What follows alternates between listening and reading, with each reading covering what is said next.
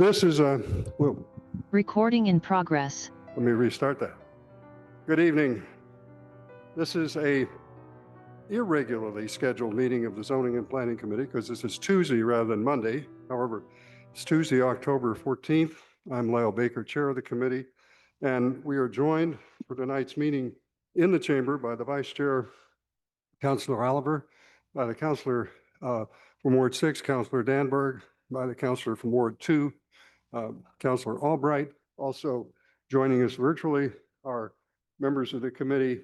I thought I saw Councilor Kalis and Councilor Wright. Councilor Kritzman will join us later. We are also joined by members of the planning board who are here for the first item that we're going to discuss.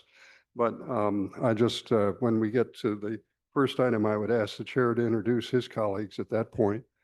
We're also joined by members of the planning department staff, including our director, Mr. Heath, Mr. Lamel, and Ms. Kyra, and also joined online by our able member of the law department, Mr. Lee. And so I think that gets us started. So, and also, of course, Ms. Holden, our very able clerk. The first item for discussion is the appointment of Christopher Steele to the Economic Development Commission. And this item is Her Honor the Mayor appointing Christopher Steele of 254 Elliott Street, Newton Upper Falls, as a member of the Economic Development Commission for a term of office set to expire October 6, 2028. And this is a new appointment.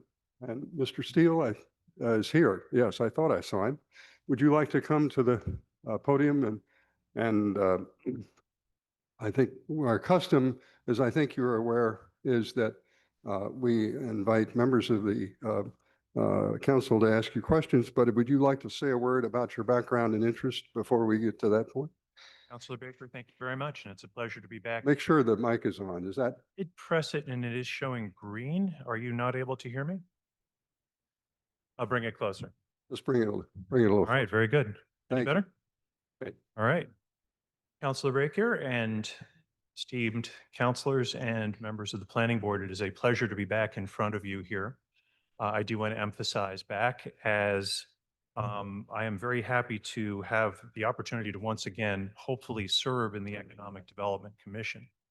By way of introduction, for those that do not know me or who are online and just seeing me for the first time, I am a 30+ year veteran of working with companies as they make location decisions around the world. I started my career in a small planning firm in Hackensack, New Jersey, then spent the next 11 years with Ernst & Young in their corporate real estate advisory services practice before deciding, in fact, that I wanted to take the lessons that I had learned there and really help the public sector in terms of municipalities, regions, and other areas to better understand how corporate locations were being made and to turn that to their advantage to help to create local economies that were actually truly in service of the communities. Within my time here in Newton, I have served on the Economic Development Commission previously. I had the distinct honor of chairing that body twice and also being the vice chair. I'm very proud of the work that we were able to do at that time. I also served on the Planning and Development Board and was very happy with that as well. Some life changes happened in around 2022. I had a family member that required attention, as well as having changed jobs to my current position, where I'm now heading a group of 20 talented analysts who are the North American office of a global firm of about 800 people, wanting to be able to ensure that they had my full attention until we actually understood what we were doing together. I decided to step away, but I'm very, very happy to have the chance to once again volunteer service. Wonderful. Thank you very much. I'd offer an opportunity for members of the committee who would like to ask questions. Let me just also recognize Councilor Getz has joined us. Let me go with Councilor Danberg first, and then Councilor Getz, and then Councilor Albright. Thank you very much. Mr. Steele, it's great to see you back. I have worked with and known and worked with Chris Steele for many years. I think since the beginning of my time 11 terms ago as an alderman and a city councilor. I've had the pleasure of doing many projects in one way or another with Mr. Steele. And I thank you for your willingness to again come back and spend the time, effort, and energy that you do in being on the EDC, and all the other EDC members. Thank you very much too, if anybody is listening. I will not offer to approve because my esteemed colleague from Ward 5 is sitting next to me, and I will give her the opportunity to do that. Thank you very much. Thank you very much. Councillor Guess. I am welcoming your your appointment, and you may even consider it like a reappointment, but I just wanted to sort of like in a few succinct sentences, give us a sense of where you think we need to go in terms of economic development. And that may be a big question, but I also feel as if maybe if you could just give us a few sound bites or, a little bit of information, that would be great. Councillor Getz, it's a fantastic question. It's a very, very timely one. A lot of the conversation that I had seen online really was spurring me to, let me put it this way. The conversation that I was seeing online in this body, at the same time that I was actually seeing similar conversations in many communities that I am working with across North America, really spurred me to say, not only do I have a professional opportunity to do this, but I have a personal obligation to be able to do this at home. So issues in terms of what does the current economic transformation post-COVID, more online, what does this mean for local retailers? What does this mean for employment and other types of commercial activity within a close-in suburb to a major metropolitan area? What do the intersections of economic activity and transportation and land use mean in terms of the economic viability of our community? What do these things mean? I have observations that, and quite frankly, expertise and analysis that we have done professionally that I think is potentially usable here within Newton, and I would like to be able to have the opportunity to bring that home. Are you done, or you have a follow-up? Okay, but first let's hear from Councillor Albright. So I too would like to welcome you back into the city fold. I was thinking of asking something similar to Councilor Getz, but what I'm thinking about now is the arts community is making the case that arts and culture are very important to the economic development in Newton, and that they say that it brings, having the arts brings people to Newton, it brings people from Newton to an arts event where they might go out to dinner first, they might shop first or after. So what do you think the EDC could do to help move that whole movement along, to mesh together the arts and culture movement with the economic development? There is actually an ongoing conversation already with Spark Newton, formerly Newton Community Pride, as well as any of the downtown areas, other arts organizations within the city. I have to point out that you're actually putting me in a slight conflict of interest as a performing musician also, in terms of actually asking this question. One of the things that had been of constant conversation within the EDC during my last tenure there, and that is also very common within the communities that I work in, is that for downtowns to work, there has to be a reason, not just for people to come there to shop, but to be there for more than just kind of showing up, doing a transaction and leaving. The arts actually provide that kind of an anchor. So it's part of an overall solution. In terms of what the EDC can do, I have to admit, just in terms of looking at the agenda for tonight, I know that in fact, the membership has changed drastically from the last time I was there. And I'd like to understand a little bit more about the work that they are currently doing before starting to make a lot of suggestions as to what we ought to do. Okay, thank you for that answer, but I'll just plant the seed in your head that we need some help in thinking through how do we unite the village centers and the arts and community, and and make it all work for Newton. So thank you. I agree. Thank you. Mr. Steele, let me just mention that the comment is made, raises a question of whether the EDC would appropriately expand the range of its ideas with a musical accompaniment. But you can decide that. I'm reminded in the fact that you're returning to a role that you've held before. And many years ago, at one point, former Mayor David Cohen said to me, after I'd gotten reelected, he said, "This is Councilor Baker. He used to be a former alderman." And so you used to be a former member very shortly of the EDC, but I'll yield to, excuse me, we have Councilor Kalis. I didn't recognize that. Please go ahead. Thank you, Chair Baker. Mr. Steele, so good to see you back. And I welcome your input, your thoughts, your candor, and your musicianship. So I just welcome you back. Thanks. Thanks for serving again. Thank you, Counselor. Thank you. Any member of the committee, any other counselor wish to be recognized? If not, I'll return to Councilor Gett. So I would like to move that we appoint as a member of the EDC, Chris Steele. Thank you very much. All those in favor will say aye. Aye. All those opposed? Abstentions? The ayes have it. Thank you very much. Thank you very much for your willingness to serve. You know the process. Barring force majeure, you will be confirmed by the full council in the next meeting. Thank you, Counselor. Thank you for being willing to serve. Okay, I want to recognize that Councilor Wright has now joined us in person. We're delighted to have her in the chamber. I would now just ask the members of the planning board to be introduced, and so we can have them participate in the next item, which is going to be a public hearing. Mr. Heath, you want to, and the chair, Mr. McCormick, you want to introduce your colleagues? Thank you, Chair. I'm Kevin McCormick, Chair of the Board.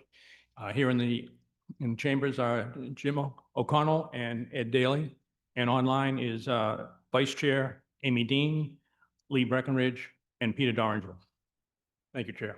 Thank you very much. And thank you all for being here and being, again, willing to serve in this important role. So the item now, we're going to entertain a public hearing jointly with the Planning Development Board. It's item 2825. It's a request for addition to the maximum residential facade build-out ratio to Chapter 30 zoning, and specifically Zoning and Planning Committee requesting addition of a maximum residential facade build-out ratio to Chapter 30 zoning to aid in new development being contextual to the surrounding neighborhood. And as our custom, we'll have a presentation from the Planning Department first, and then open it up for public comment. So who's going to present it? Mr. Lamel? Okay. We're joined by Zachary Lamel of the Planning Department, and you want to carry on from here? I would love to. Thank you. And I will try and move through this because I think everyone in the room and online has seen this before, but I just want to make sure the details are out there and clear in advance of opening the public hearing. So this is what we'll talk about, the proposal itself, how we got here, and the specific recommendations for the facade ratio. Really what this is about is helping to ensure a quality residential design, particularly one that works better with the streetscape, with the neighborhood than some of the things we've been seeing over the last bunch of years. And the facade ratio within the zoning ordinance is a new tool. There was discussion about modifying and tweaking existing tools, but after some analysis over the past year plus, using internal analysis, using our consultants, UTIL, who are architects and urban designers and planners, and Landwise economic development consultants, the idea for a new tool made the most sense, given this trend in house design, home design, that, you know, an example you can see here from Newton Highlands, to build as much and out in the front of the house as possible, and that in order to mitigate this, increasing the setbacks alone didn't make the most sense. It wouldn't be responsive to the varying conditions that Newton has, and given the will of the committee and the council overall, that we could calibrate this correctly and ensure development allowance to kind of remain the same, but the appearance, the feel, the impact of that development would be reduced. And as I said, we got here over the last year plus looking at a variety of data and information. And the proposal that is before all of you tonight is really a compromise proposal where we took the kind of competing views within the committee and made this what we think is as sound as possible. So there was concerns that we heard about too many exemptions. Those were updated and modified. We heard also too few exemptions. And so we tried to take that into consideration as well. And then finally, we wanted to make sure that existing homes weren't penalized if they wanted to expand or change. If we wanted to say, hey, we really want to push for preservation, that an existing home can have a bit more allowance through the de minimis rules that are on the books already. And so again, there was a lot of analysis. We looked at tear downs and demolitions over the last 5-6 years. We recognize that new development, residential development, is a major source of revenue for the city, making up the vast majority of the budget. There's been a significant amount of other regulatory changes over the years that are impacting development, and we're kind of continuing to see the impacts of that and wanting to make sure that we are really taking full advantage of looking at the development that we're seeing after all these rules have been changed. And I think this item is carried with a few other docket items around tear downs. And I know we've spoken about this before, that while tear downs is something that is very emotional, I think, and very visceral, that through the analysis, we've seen a kind of steady trend. There isn't, we're not seeing an increase. We're seeing kind of a flat rate within that. And that if you were to say, to truly prevent these tear downs, we believed that through our analysis, a kind of moratorium on development would be needed. And that instead regulating a quality product, whether it's preservation and renovation of existing home or new construction, that we could better achieve that through different tools. And I'll also just put in a plug here, and I know we'll talk about this in a couple weeks, kind of an asterisk to this, is that the city is currently seeing partial demo projects coming in and preservation of existing homes through the MRT zoning districts, which I just will put in a plug that I think we're seeing a lot more push for preservation of existing homes with this new zoning that allows for more development as well, kind of the flip side of the coin here. And again, I know we'll talk about that in a couple weeks. Okay, so the actual zoning recommendation here and the details. So this will be new zoning language that goes into section 1 of the ordinance. And what it basically does is it creates a regulation around the residential facade build out ratio, which is the proportion of the front building facade to the width of the lot. It defines what that is. It defines what counts. What I want to highlight here is that portions of the building that are set back more than 20 feet are exempt, again, to create that massing differentiation.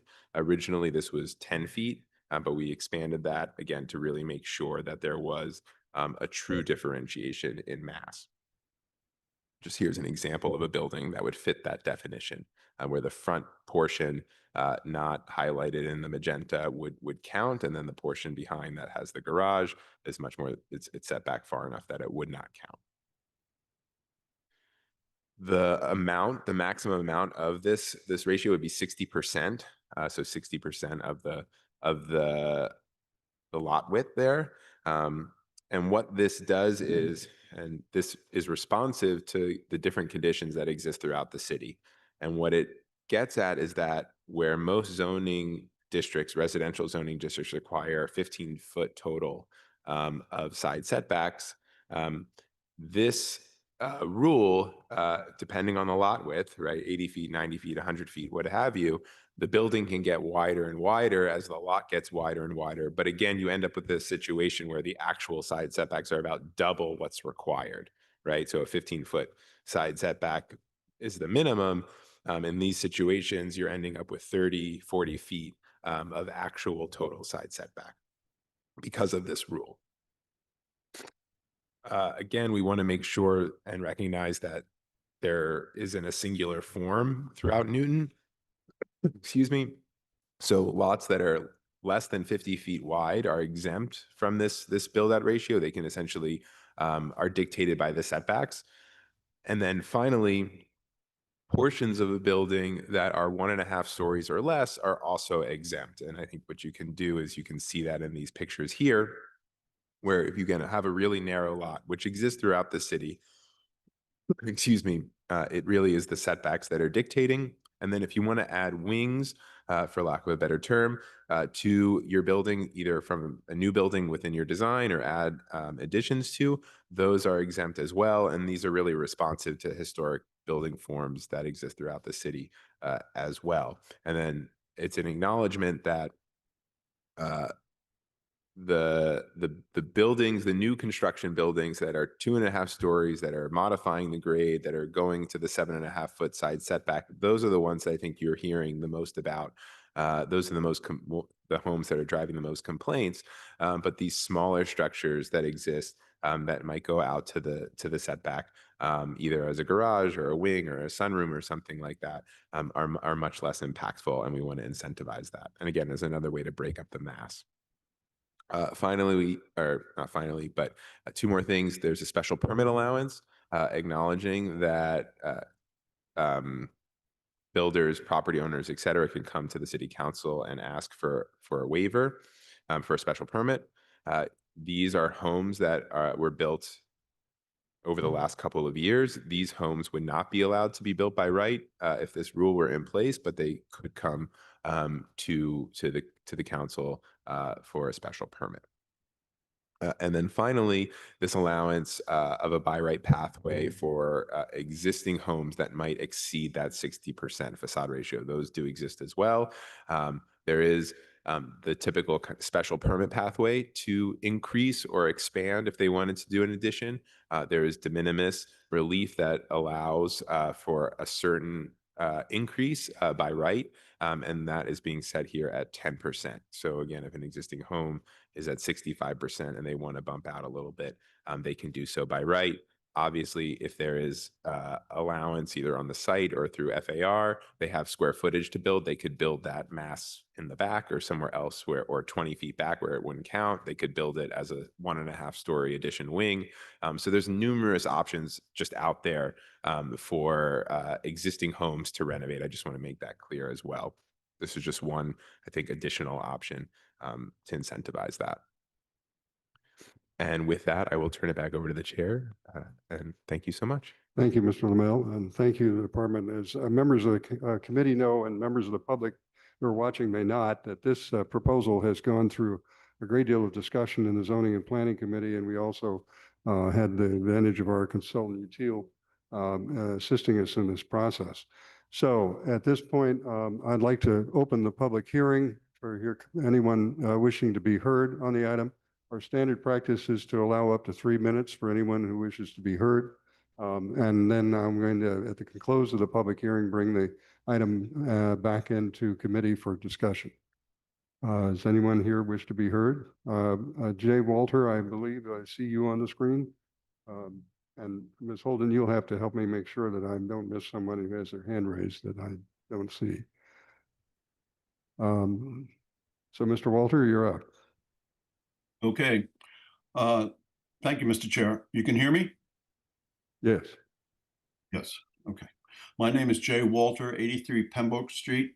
I'm a representative of the Building Professionals Zoning Working Group, 7 professionals who are builders, architects, and interested community people working on the zoning to help guide the zoning and make it easier to use and more effective. We have looked at this proposal since its inception and its evolution through your committee.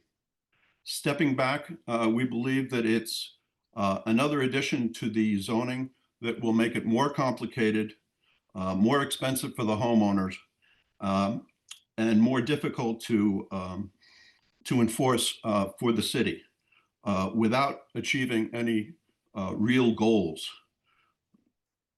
We do not believe that this will affect the number of tear downs in the city, nor do we believe that it will help protect and preserve our existing housing stock. That being said, we are grateful to the planning department for their thorough crafting of the proposal. And we are also grateful to the committee for reconsidering the exceptions and including the exceptions to the rules that will make the regulation fair and more even-handed, especially the de minimis regulation. So in summary, we are not enthusiastic about the ordinance, but we think it's crafted properly so that it can be executed. The best I can say is that we're not opposed. Thank you. Thank you, Mr. Walter. Anyone else wish to be heard? Seeing none in the chamber and seeing none online, I'll declare the public hearing closed. I'll have to accept a motion to close the public hearing. Councilor Albright? Councilor Albright moves to close the public hearing. All those in favor will say aye. Aye. Opposed? Abstention? The ayes have it. Mr. McCormick? I'd like to entertain a motion to close the public hearing. So moved. Second. All in favor of closing the public hearing, say aye. Aye. Any opposed? Any abstentions? Okay. Thank you. Thank you, Chair. Thank you very much. And thank the department again for the rather extraordinary effort that went into trying to craft this proposal. Now, I'd like to bring it back into committee or just indicate to the committee my open intention is see if we can vote this out tonight to get it to the council. This is towards the end of our term, and I would like to make sure that we complete our business on this item if we can within that time frame. But I'd like to hear from members of the committee. Councilor Getz, did you? Yes. Acknowledging Counselor Kalis. He Oh, wanted his hand up first, but I do want to speak as well. Okay, let me go to Councilor Kalis. Thank you, because again, that I'm used to the chamber and not the gadget, but I'm learning. Thank you, Counselor Getz and Counselor Baker. Yeah, it blends in here, so sorry about that, my hand. So Mr. Lamel, I wanted to ask regarding Mr. Walter's comment about the complexity. I assume that you have thought about the complexity and the committee wanting various things have made it kind of that complex. Do you agree with Mr. Walter that we're not really going to be making much of a difference at all, in that it could be making everything too complex? That's a question, I guess, Mr. Lamel, you want to answer that? I'm happy to answer it. So I think when you're adding a new regulation on top of existing regulations, I think almost by definition, you're adding some complexity. I do think that it is manageable.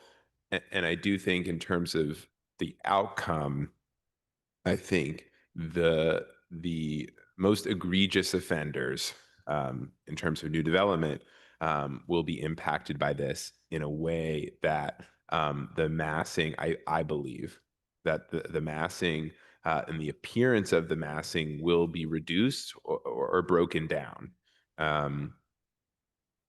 But I also I'm also humble and will make sure to come back with recommendations and updates if that is not the case as we see going forward.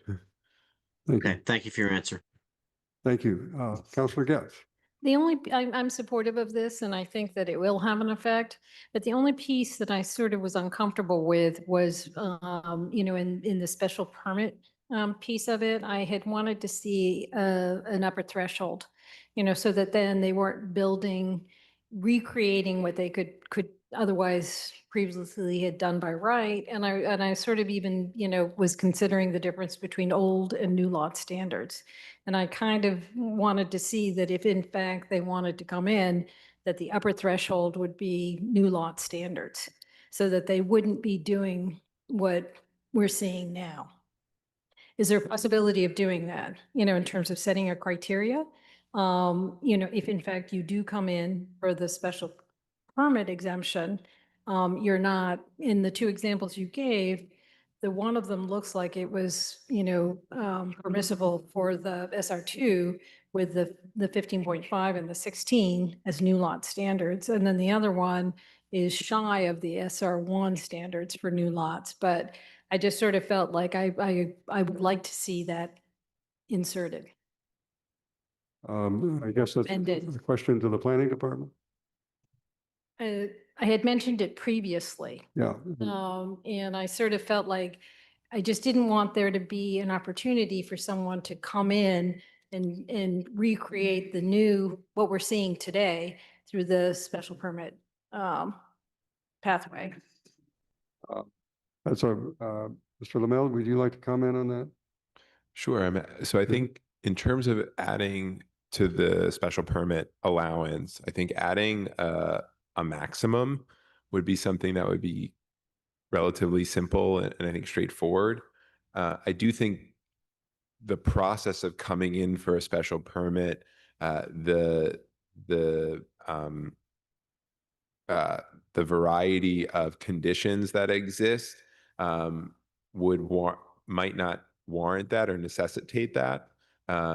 There might be a situation where you as a council find that a 90% facade ratio is appropriate because they're only doing 2 stories and they're modifying the facade, it's not 20 feet back, but it's 10 or 15, there might be and the site slopes down or slopes, there's a whole host of variables, and the fact that they're coming in for the special permit, that gives all of you the opportunity to kind of ask those questions. So I think I would recommend to stay away from criteria, potentially even a maximum, but I think setting a maximum allowance would be the easiest, the least complex thing to do within that. So they can only come and ask for up to what have you. Councilor Albright. So this is on a new topic. So do you want to continue to talk about that? Well, what I heard is that it's possible to add an upset, but I heard the department is not eager to do that at this point, thinking the special permit process may provide enough safeguards from an abuse. That's what I'm hearing, but I think I had you first and then Councilor Danberg. So on that topic, would it be possible to add a criteria such as restating the purpose, which was to make the new addition appropriate for the neighborhood, and give that kind of guidance to the land use committee? Could you do something like that without setting a maximum, but giving them guidance? I think the existing special permit criteria speaks as to the use is appropriate to the site, if I recall. Is that? Yeah, but the use of, it's a house, so and then there are other houses, so that's appropriate to the site. But I think the purpose of the land use committee, the purpose of our committee is to keep the new house in concert with the other houses in the neighborhood. And if there's any way to add language like that, that might help. I don't know. That's not what I was wanting to raise my hand about, but I just thought I would raise that as an issue. All right. That's a reasonable point. So Mr. Lamel, reflect on that if you would. I want to hear from other people, but now Councilor Albright, do you want to address something else? And then Yeah. I'll go to others. So there's some question as to whether this will be a useful addition or not. And I'm sorry, I just couldn't hear that clearly. there- Would you? there's some question by Mr. Walter and others as to whether what we're doing is useful or not. So I'm wondering if we need to add a look back provision for 1, 2, or 3 years to make sure that you report back to the zoning and planning committee on were there tear downs, were there the same number or percentage of tear downs, were they larger or smaller, or just a look back provision to make sure we get some results on how well we did with this provision. Okay. Can I add one more thing? Certainly. So I had asked Mr. Lamella a question because I wasn't clear myself. There were 3 pictures on one slide that showed what kind of additions would be appropriate. And one of them was a 2.5-story house with a 1-story addition. And I just wanted to make sure that everybody understood that that is within the guidelines of this ordinance that we would be passing. Mr. Lamel? So correct. So the exemption would be to any building that has portions of it that are 1.5 stories or less. So you could build or have an existing 2.5-story building and add those 1.5-story additions, and those portions would be exempt. You don't have to have a complete, just a 1.5-story building completely, right? It doesn't have to be a cape or a ranch. Okay. Those portions are the exempted. Thank you. That was the answer that Mr. Lamel gave me, and I just wanted to make sure that was on the record. Thank you. Thank you very much. Councillor Wright, I had you.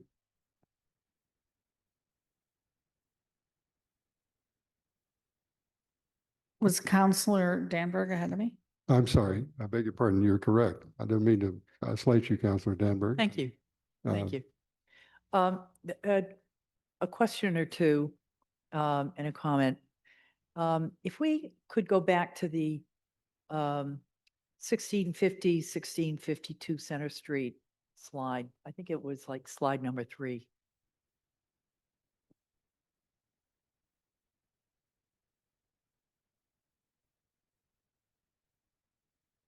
Yes, I just have a question on this building and what might or might not be exempt. The building is a 2.5-story, I take it, or 2 full story. The garage on the right, which is the one that is most easily seen,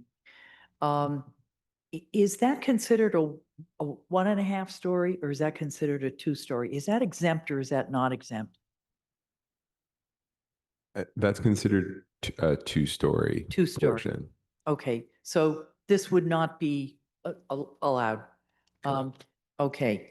I agree that this would not have any effect on or any real effect on tear downs, but I don't think that the goal of the proposal was necessarily to stop tear downs. It says that the goal is to ensure quality residential building design, renovation, or new construction that responds to the streetscape and neighborhood. So we're trying to ensure that that the building that is being constructed or renovated is in keeping with the neighborhood.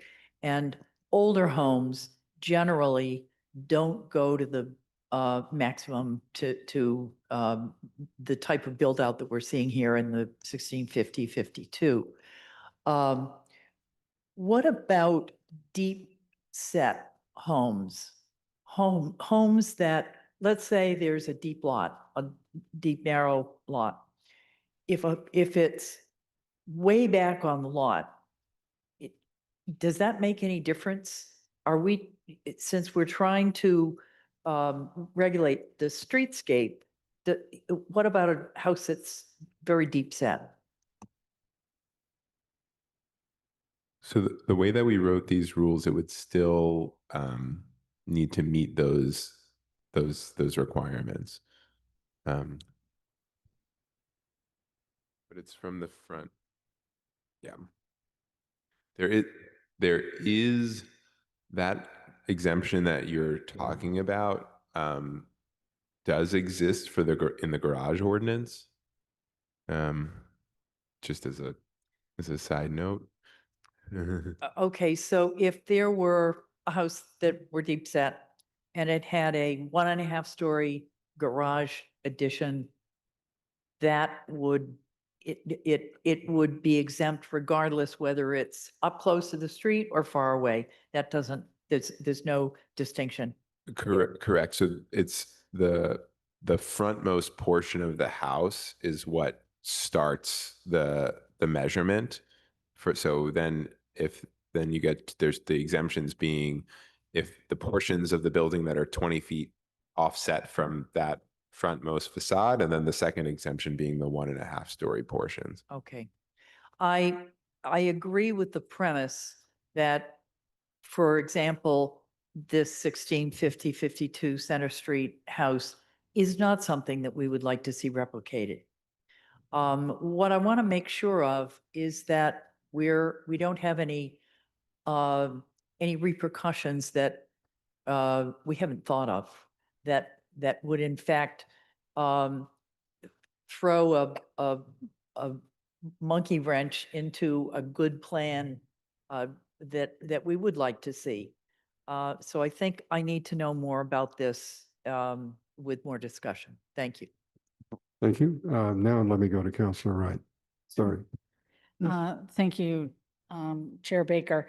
So actually, I had a phone call today with a constituent in my neighborhood. And most of the houses in my neighborhood are over 100 years old. A few of them are 70. And we don't have any tear downs. We have small lots. Most people renovate and even developers come in, they'll take the house and push it back to create more space, something like we'd like to see. Except this new one, which will be our first tear down in the neighborhood. The house is 110 years old. And what they're replacing it with is at the maximum FAR and within 4 inches of the side setbacks. So our neighborhood with houses 70 to 200 years old were not built to the setbacks. Their FAR is, I think, 3,200 square feet. That doesn't sound like much, but livable space is, 50% more, 4,600, which is generally pretty big for the neighborhood. And this would help in the sizing, not so much the sizing, but the positioning of the house. So the setbacks would have been a little bit bigger. They still could have built this huge house, but it'd be pushed into the backyard a little bit more. But from the streetscape, they're not taking up the whole lot. So I'm supportive of this. And if there's a house on a small lot right now that's taking up most of the width, I would expect, which is what's happening in our neighborhood, is that people just will do adaptive reuse and expand the house, push it back instead of, tearing it down. It's unfortunate the sellers of this house thought they were selling it to a family and didn't realize it was a developer. So they're very upset, and the neighbors around them are very upset too. They were hoping that a family would be moving in. Thank you. Thank you. Anyone else on the committee? Any other counselors attending? Let me just then indicate my view. While I understand the value of having an upset, I'm eager to get something done and to get a chance for the council to act on this as soon as we can. But I want to be guided by the committee's sentiment. If you want to have a special permit upset, we can hold the item and have the planning department come back and we can deal with it at the next meeting. The look back, I think we can do automatically just by asking for a review. I don't think we need an ordinance change to do that. But I think that the department has worked very hard to satisfy multiple goals, and it's obviously a delicate balance, but I think it accomplishes an opportunity to deal with the most difficult situations and recognizing we won't catch all of them. But I want to just see the sense of the committee. Councilor Oliver, do you want to weigh in on the item before we? Well, specifically to moving this forward, I think I've long been saying I'm not the biggest fan of this, but I do understand some of the benefits here. I think that the questions I've had have been asked and answered. I'm happy to move this forward the way it is. Okay.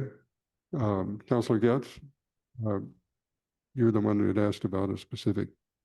Yeah, I understand what you were saying, Mr. Lamel, just in terms of like saying that it's already in the special permit threshold.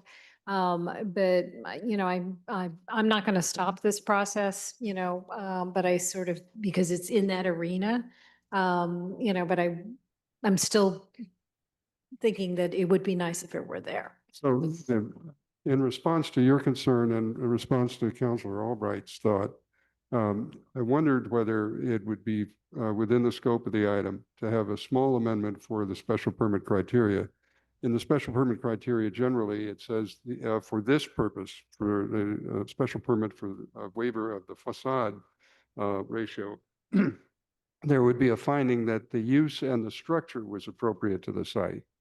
Because I think that's what I heard from Counselor Albright is concerned, is this fit into the context?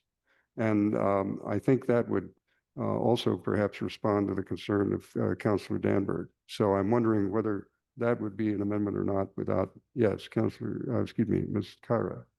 Thank you, Mr. Chair.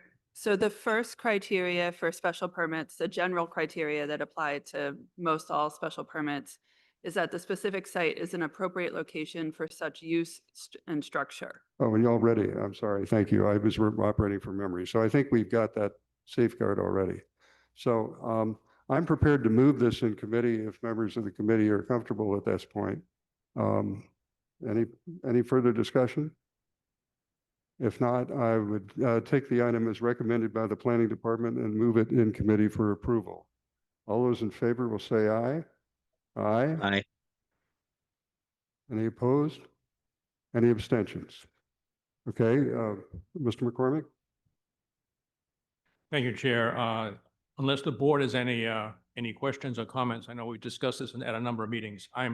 Would like to move this forward, so I'd like to entertain a motion to approve this. So moved. Second. And can I just qualify that we're referring to the proposal dated October 14th from the planning department? So we're clear here? I'm sorry, I couldn't hear you clearly. I apologize. I'm simply suggesting for clarification that the planning board be clear that we're recommending to the city council the zoning proposal dated October 14th from the planning department. Same thing that's on the document. Okay, thank you. Thank you. Thank you. All in favor, say aye. Aye. Aye. Any opposed? One opposed, Abstain. one abstention. Okay, are you done? Thank you, Chair. Yes. All right, thank you. And also, we have two companion items that we've routinely brought along with this item that, I'm sorry, now I have agenda.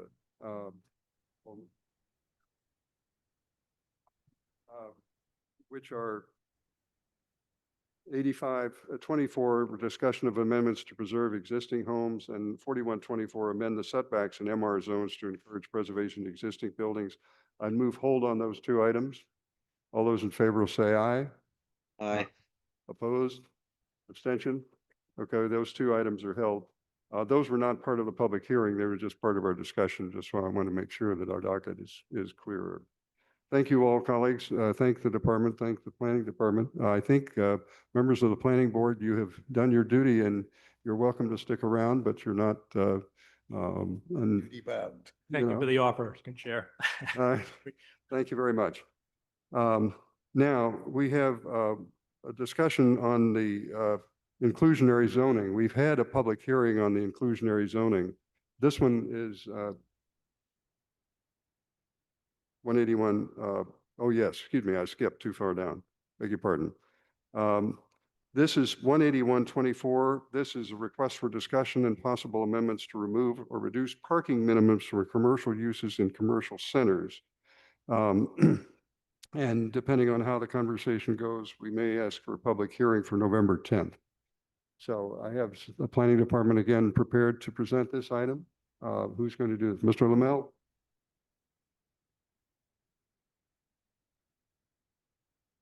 And I thank you. Ms. Holden tells me that Councilor Block has joined us online. Thank you for joining us. All right. So this item was previously discussed at the last ZAP meeting at the end of September. There was some information requested from the committee, which we hope we provided in the packet and are providing again here in this brief presentation. Again, here's what we're going to cover. And as we know, that the committee, the council has made many changes and is continually looking to improve opportunities and pathways for new businesses to open here in Newton and for existing businesses to expand. One of those is parking requirements. And this is something that routinely comes to the city council for a waiver by special permit, and it is routinely granted.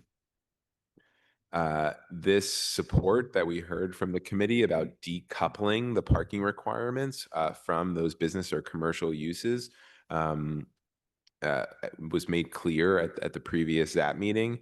It was also made clear that was a meeting where members of the business and economic communities were invited, who also voiced that support, members of the Chamber of Commerce and the EDC. Just given that this was part of the packet, I put the recording of the previous meeting here.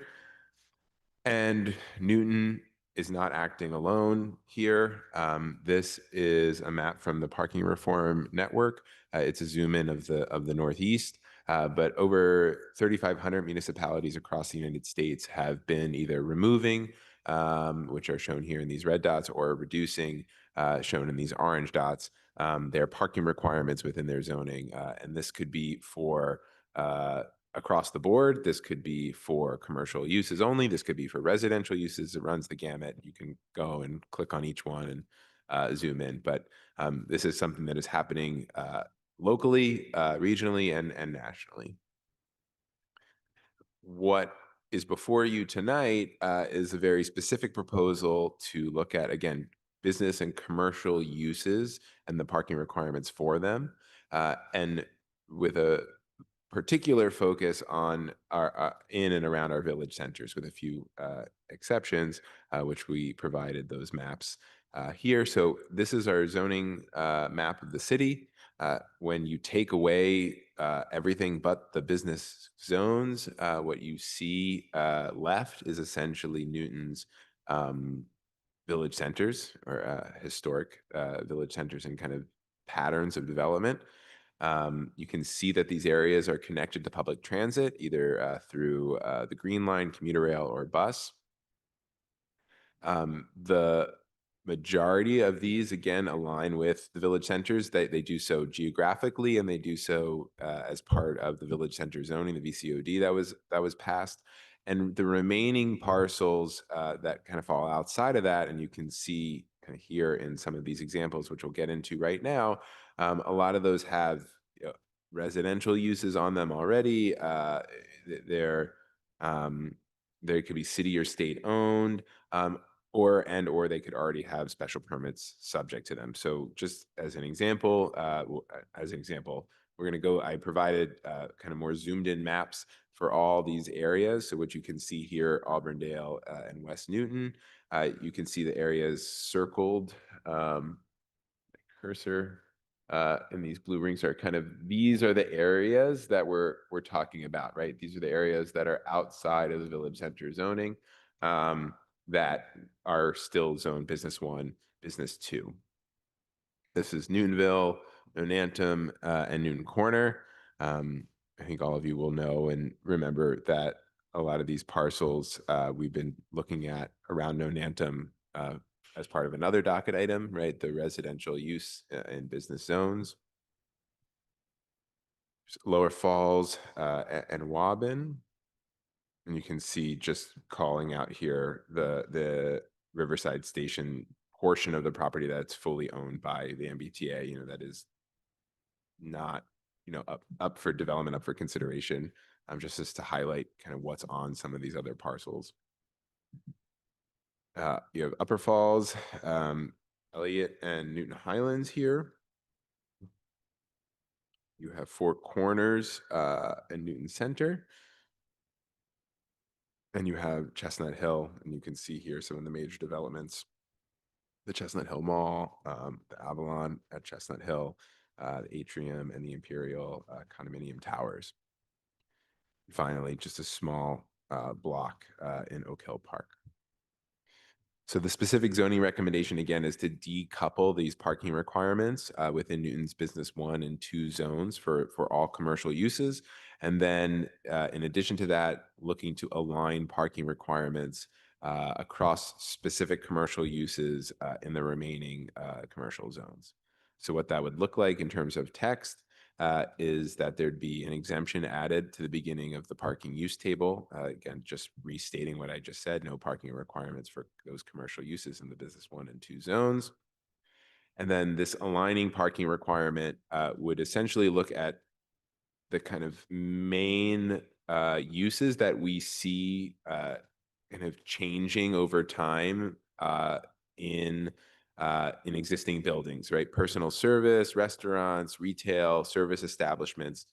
In particular, the issue is when one of these personal service, retailer service closes and a restaurant is looking to go in, where the current requirement is significantly higher.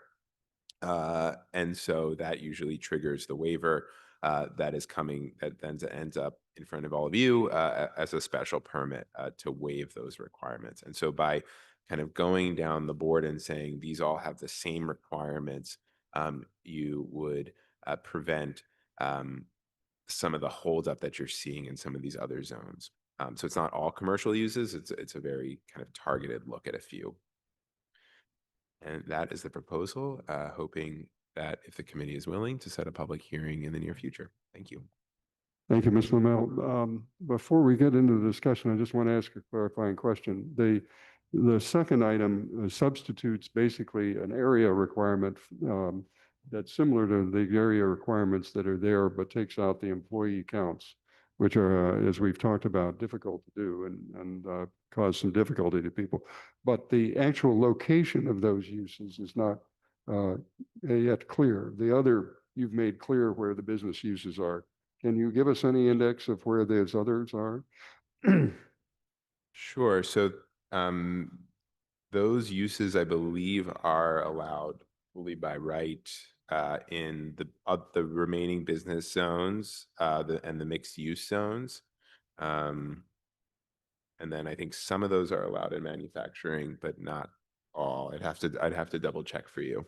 So what I'm going to recommend, just as a matter of clarification, because I think both items should go to public hearing, but that we split the item into parens 1 and parens 2 so that we can have a conversation around the second item with some more clarity at the time when you have the hearing about the location of those particular parcels, so that people will understand the impact of what we're doing on those parcels as well as the ones that are B1 and B2.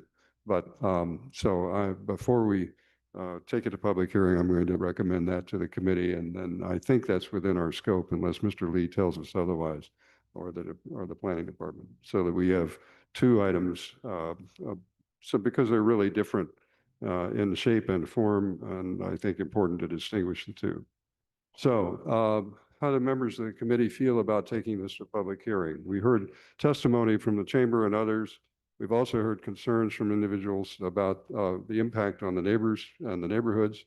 Maybe Mr. Lamel can just speak to that question a minute as well before we go there. But do you want to talk about that? Because you had mentioned that before, the spillover effect of changing this rule, because we're trying to avoid people going through the parking minimum waiver exercise, which is really producing nothing but a process that people have to go through and then come to the committee, and the committee grants it, and we're all spending time unnecessarily. Can you comment on that, Mr. Lamel? I can say a couple things. I think as many of you all have mentioned, not all geographies, all village centers are equal, right? We know that. I think the ability to manage parking, particularly the public parking available, is something that's of interest to us, and something that we've looked at, something that we're looking at. it's something that we took a very close look at as part of the Newton Center Pilot Plaza. And I think a couple things is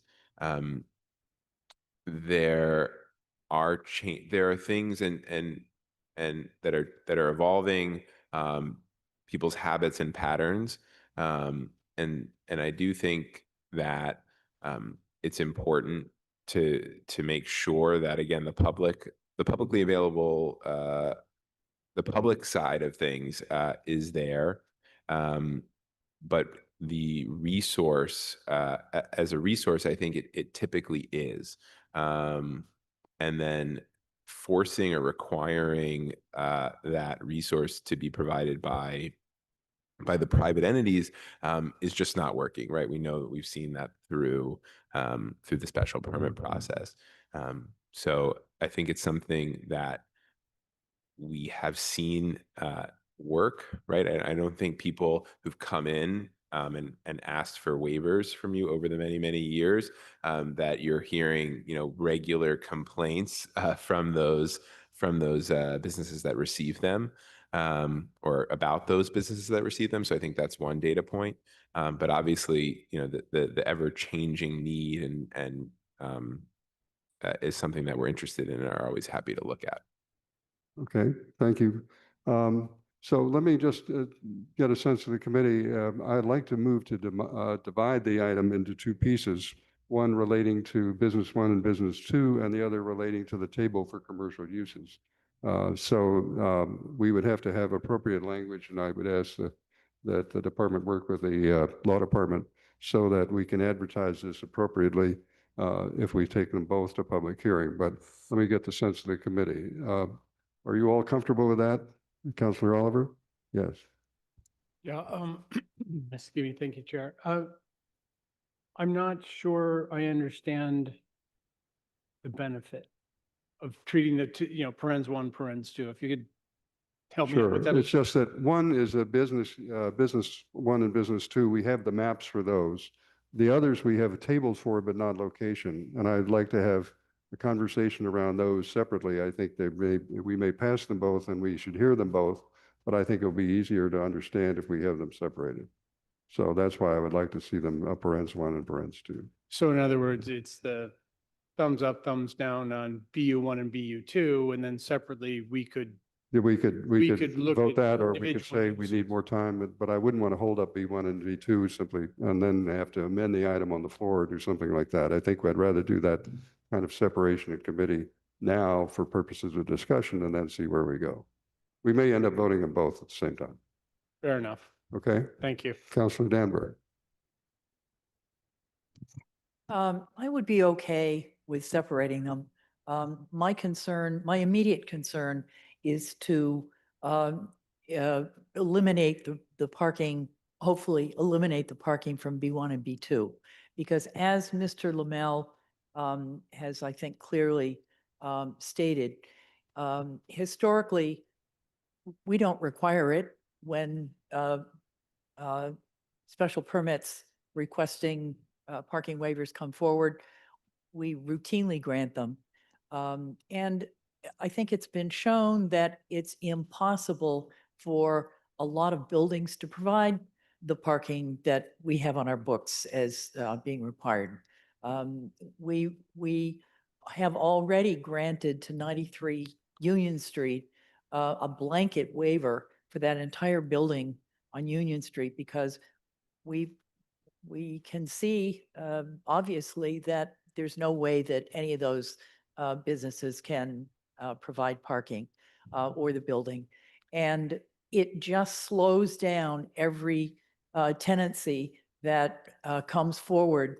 They have to come to the city for a special permit to if for no other reason than to get a parking waiver. It just slows down the process and costs these small businesses time and money. So yes, I'm okay with, if the question is, are we okay with splitting it? I would be okay with splitting it, and I would like to move this forward. Okay. I would note that the item as originally framed was requesting discussion of possible amendments to Newton zoning ordinance to remove or reduce the parking minimums for first floor commercial uses. I think the scope of the conversation is broader than that at this point. Yes, I would agree So, that the scope is larger. As part broader. of the amendment, I would think we would just say reduce parking minimums for commercial uses in commercial centers, and parens 1 would relate to B1 and B2, and parens 2 would relate to the parking table. Is that agreeable? So, members of committee, I don't think we need to vote to do that. Would we? Yeah, Councilor Kalis, I'm sorry, you have your hand up. Yeah, Oh. thank you. So I definitely want to move to public hearing. The one clarification I want on the breakout that you're talking about is we're not putting the onus on the speaker to determine if they are what zone they're talking about, correct? Or we're not setting up two separate public hearings, are we? No, this would be, well, we'd have two items on the same night for public hearing. The B1 and B2 is the one we have the maps for. We don't have the maps for the other. I would like to have the committee be informed and the public about what the impact of changing the table is in the sense of the locations of those. But I think it's important that we move it forward in both cases. Right. I guess my issue is, are you asking the public to know what the specific B1 and B2 areas are before they speak? I mean, I'd rather just have. The planning department's memo that they should present it tonight, or not the memo, but their presentation tonight, and the memo that would accompany this would clarify those. The public would be aware of that, I assume. They could read that document. In other words, I'm not sure I follow the question. Well, it gets down to the fact that I don't want to confuse the public. I'd rather it just, if this is going to confuse the public, I'd rather they just speak on the general topic of reducing parking minimums. But Well, my view is to clarify it for the public because you'll have two different issues to decide. One is a general requirement in all B1 and B2. The other is a change in table for commercial uses. They're not the same thing, so I think it's important. While they have similar objectives, they're different items.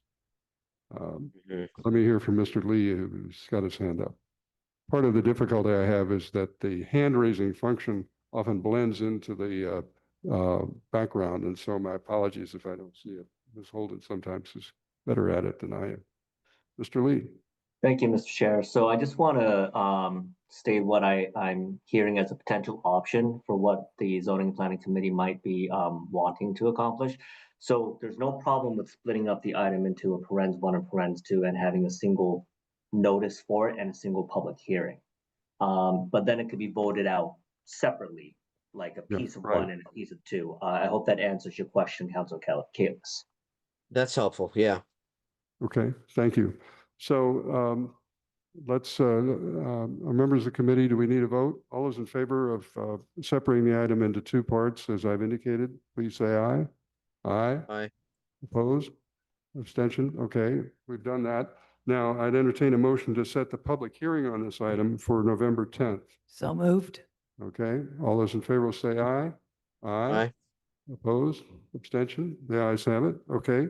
I want to thank the department. And when you prepare, I think you've done a lot of the homework on B1 and B2.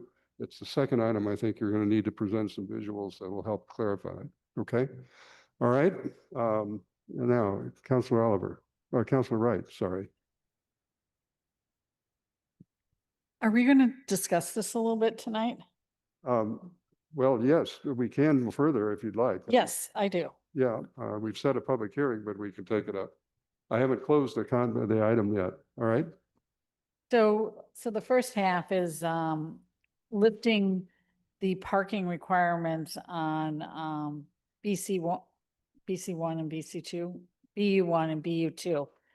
I just lifting it for everything like that, to me, I think it's just too open, and like I mentioned before, if something's coming in that's going to require a lot of parking, I'd rather the city be proactive than reactive. But first, some of these, and I took a look at the maps and what were on those lots now and things like that. And ones that are in the village center that has public parking, I'm not as concerned about versus other parts of the city that does not have public parking. So like California Street, one whole side of California Street is all BU1 or BU2, but there's no public parking there. So what happens if a yoga studio comes in and they got a really great, unbelievable instructor and people come from an hour away to come to the studio and you got 20 people there, there's overlap, so there's 40, so 40 additional cars, just one little studio.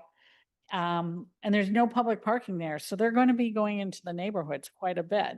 I just think we need to look at those, I think, more case by case. Like one of them was in Oak Hill Park and they're condos. So I think there's a very slim possibility that it's going to go to commercial because someone's going to have to buy out the 50 condos and it'll be a lot more difficult. But there's other places that there is a concern. Just even in Ward 3, like Trader Joe's, we're constantly getting complaints.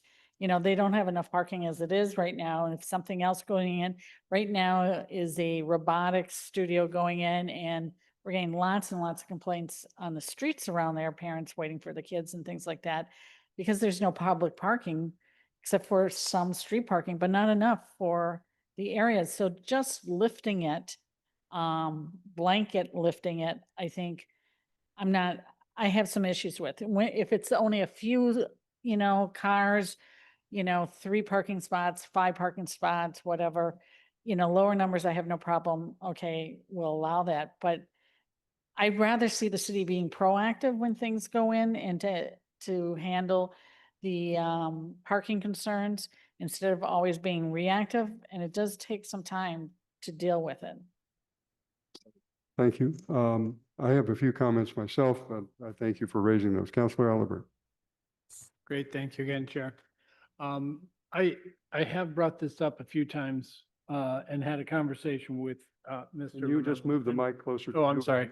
I've had a conversation with both Ms. Kyra and Mr. Lamell about this, and it still keeps coming back to me. One of the things that I am very interested in when it comes to the use tables and the uses, in particular when it comes to automotive uses, auto body shops, that sort of thing. We have several of those in the center of Nonantum. I would be loath to even consider them not having the, off-street parking requirement. And I do understand that none of those uses could be modified or changed without a special permit or coming before the city council for a special permit. I feel strongly enough about it that I really want to have a conversation around the fact that I don't think we want auto body shops in the VCODs or in our village centers, regardless if it's by right or special permit, simply because of what we're trying to create with our village centers. But anyway, I just wanted to get that out there. I want to make sure we have that conversation as a part of this or these items. Okay.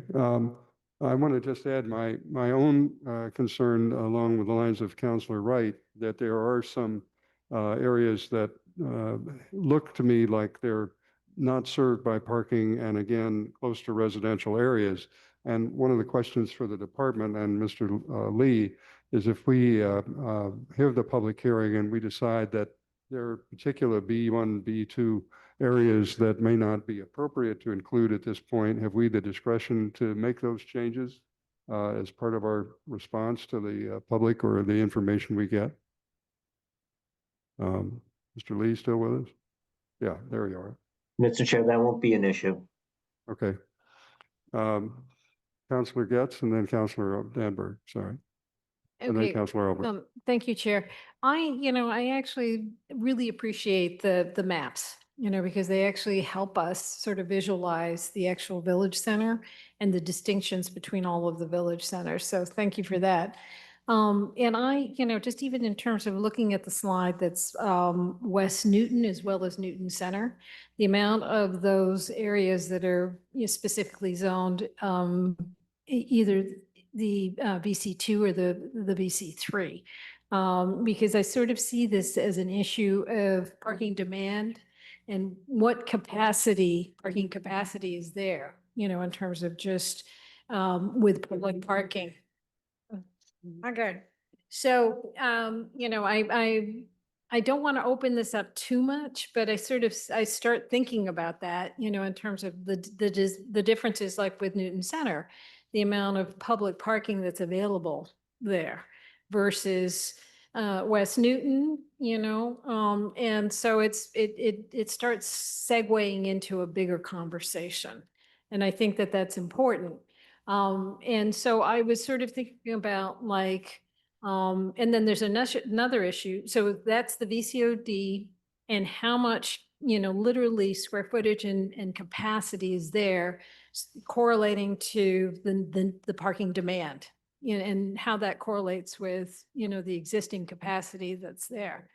And then the next piece is looking at some of these, how you have them distinguished, like for Newtonville, Nonantum, and Newton Corner, I'm seeing the way that the zones are laid out and their proximity to residential neighborhoods. So that's yet another piece that's sort of like, where are those people going to park? If not provided on site, they're going to go into the residential neighborhood. So it's another equation. And then lastly, some of the BU1s and the BU2s have already changed and picked up the VCOD for the parking, correct? They opted in. So this will now be removed if in fact this moves forward, that they wouldn't adopt the VCOD for that specific lot because now they're exempted, so that then they're not incentivized to pick up. So that's another piece that we need to think about as well. So Councilor Danbury. Thank you, Mr. Chair. I want to thank Councilor Oliver for bringing up the point about the auto body shops, because I know that there are a couple of them or more in Nonantum, and Newton Center has at least one, maybe more. And I have a question for either Mr. Lamel or Ms. Kyra. It seems to me, and maybe Counselor, you yourself, Mr. Chair, and Counselor Albright, who were both here when this might have been discussed. I seem to remember a discussion in the past, years ago, about not renewing auto body shops licenses once they leave. Did we ever do anything about that or not? Can anyone answer that question? So we're not involved in the licenses. I know that goes through the clerk's office and the land use committee, but in planning, we don't get involved with auto body licenses. I can say that the use itself is not allowed in the village center, in the VCOD, or in the business 1 district, which is the core of most village centers. And it's, I believe, only allowed by special permit in the business 2 already. So most of those are non-conforming uses that are existing.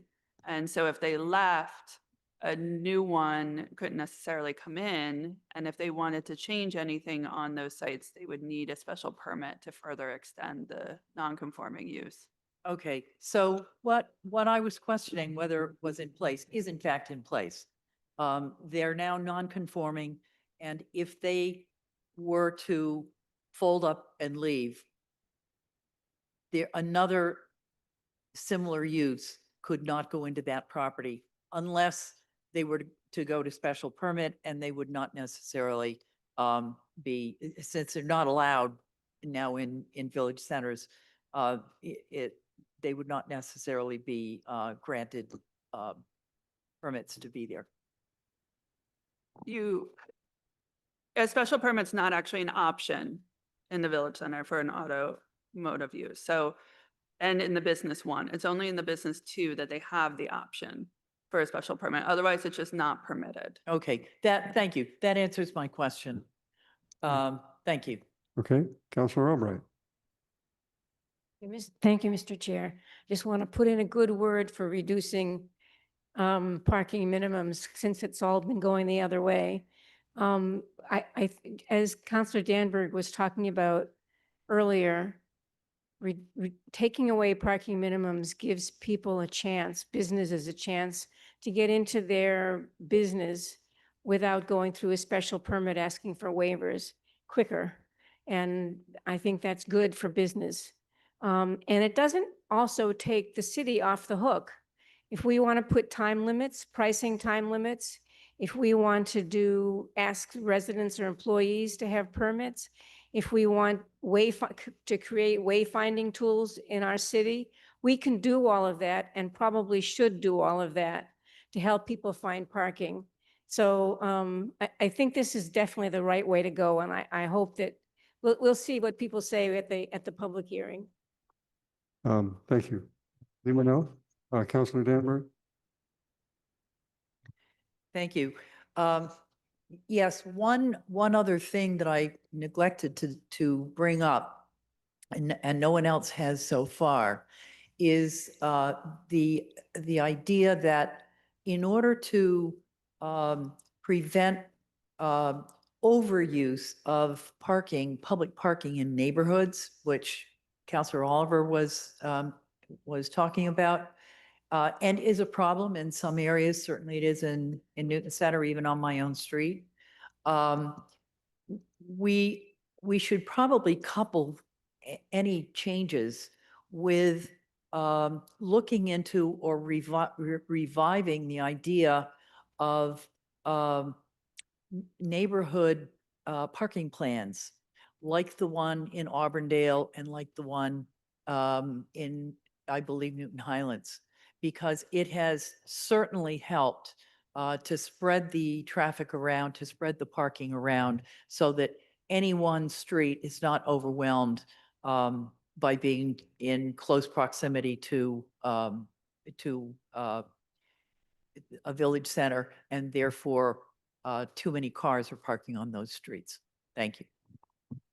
Okay, and if Counselor Krinsman were here, he told me, I think he has been on the record as favoring doing away with parking requirements in commercial areas. And so while he is not able to appear and to vote, I just think he would appreciate having his views acknowledged.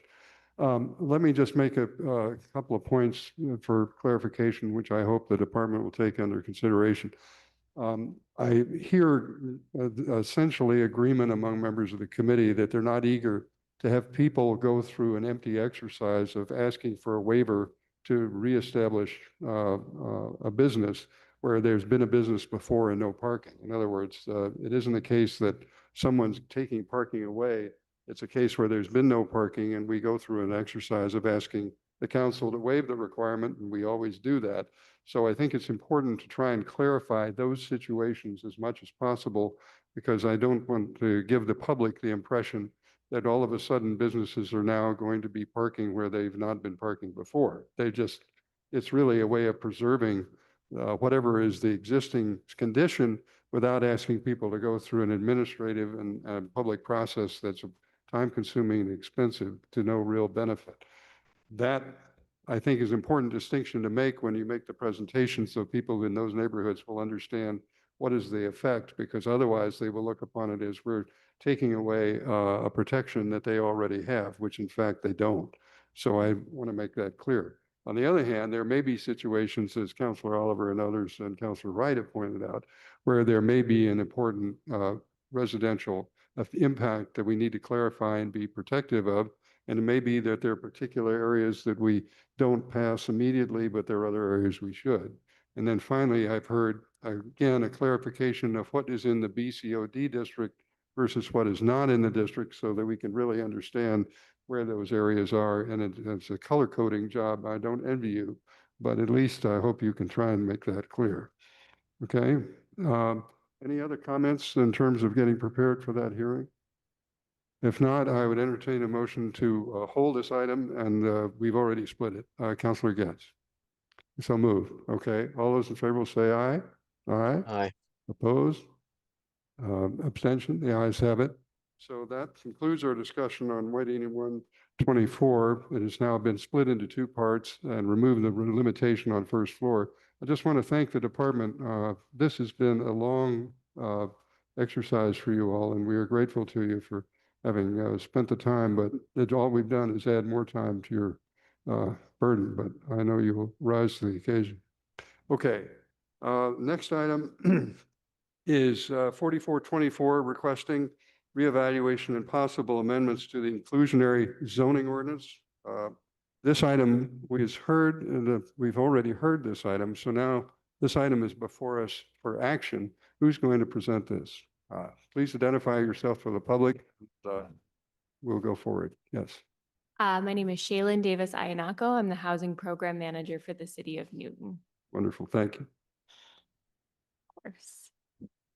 So to kind of re-summarize where we are required every 5 years to review the inclusionary zoning ordinance.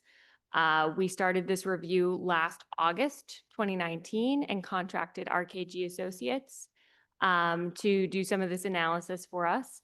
And over the last year, we've met with the partnership. Thanks. We've met with the partnership, we've met with ZAP, and we've met with the Planning and Development Board to discuss some of the changes that we have recommended to the ordinance. I hope you've received the redlined ordinance at this point, as well as the memo from last month's meeting. And I thought what might be most helpful is to share the kind of spreadsheet, the summary of opinions that kind of summarizes all of the changes that we're recommending at this time. So if you give me 1 second.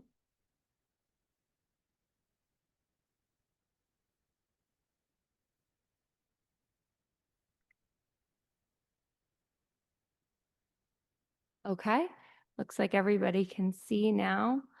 And I thought what might be maybe most helpful is to start with some of the items that ZAP hasn't had a chance to really discuss and look at yet. So these kind of last 3 items on my list here, eliminating the requirement for contractual resident services for extremely low income units under the extremely low income alternative compliance option.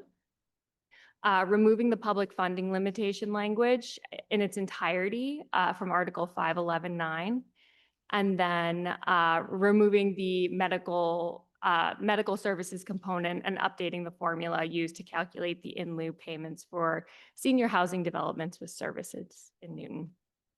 And then just to clarify as well, the partnership was able to kind of review and approve all of these changes in September.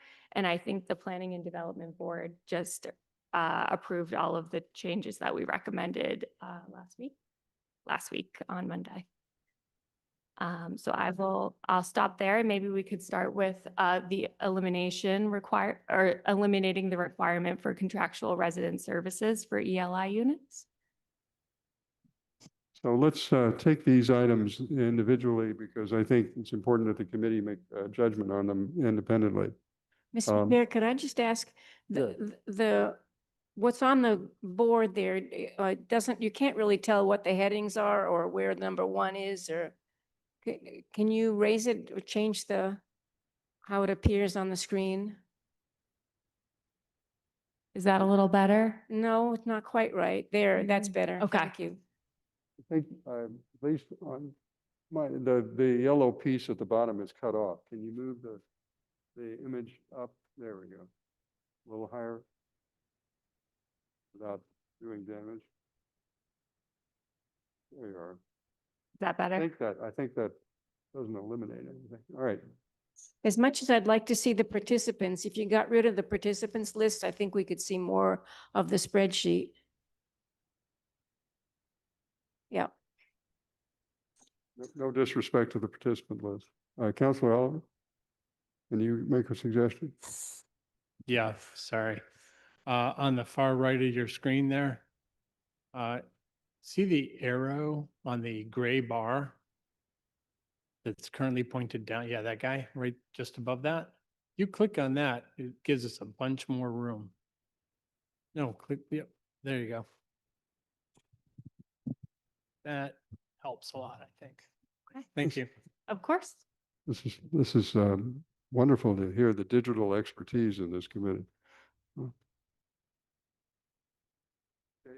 so, but I do want to take these up.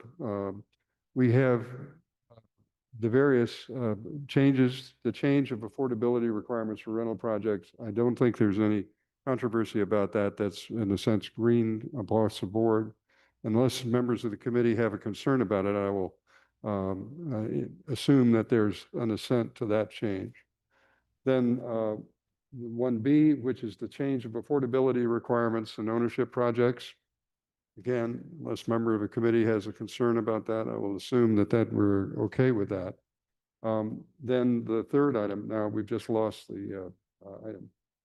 Raise the by right allowance of payment in lieu of taxes from 7.9 units to 7.19. Is that 18 or 19? I just can't read the 19. Yeah. Now, this is I can't quite read. I'm happy to read it if that would be helpful. Would you So- explain it? There was discussion at the last SAP meeting when the straw votes were taken in June. And there was a lot of discussion around leaving the ownership requirement as a buy rate cash payment option for 7 to 9 units. And then increasing the rental buy rate cash payment option to 19 units. Staff looked into this and then we talked to the law department as well, and we would prefer to keep it consistent just to have a streamlined process. And I think law prefers to keep it consistent for legal purposes as well. So as I hear it, the recommendation of both law and planning is to make one requirement regardless of whether it's ownership or rental, correct? That's Okay. correct, yes. Any dissent from that now in the committee? Councilor Wright. I don't know. Can you make the law writing margin? Mr. Chair, none of this was in the packet and there was no memo in the packet, so I feel totally unprepared for this conversation. Correct.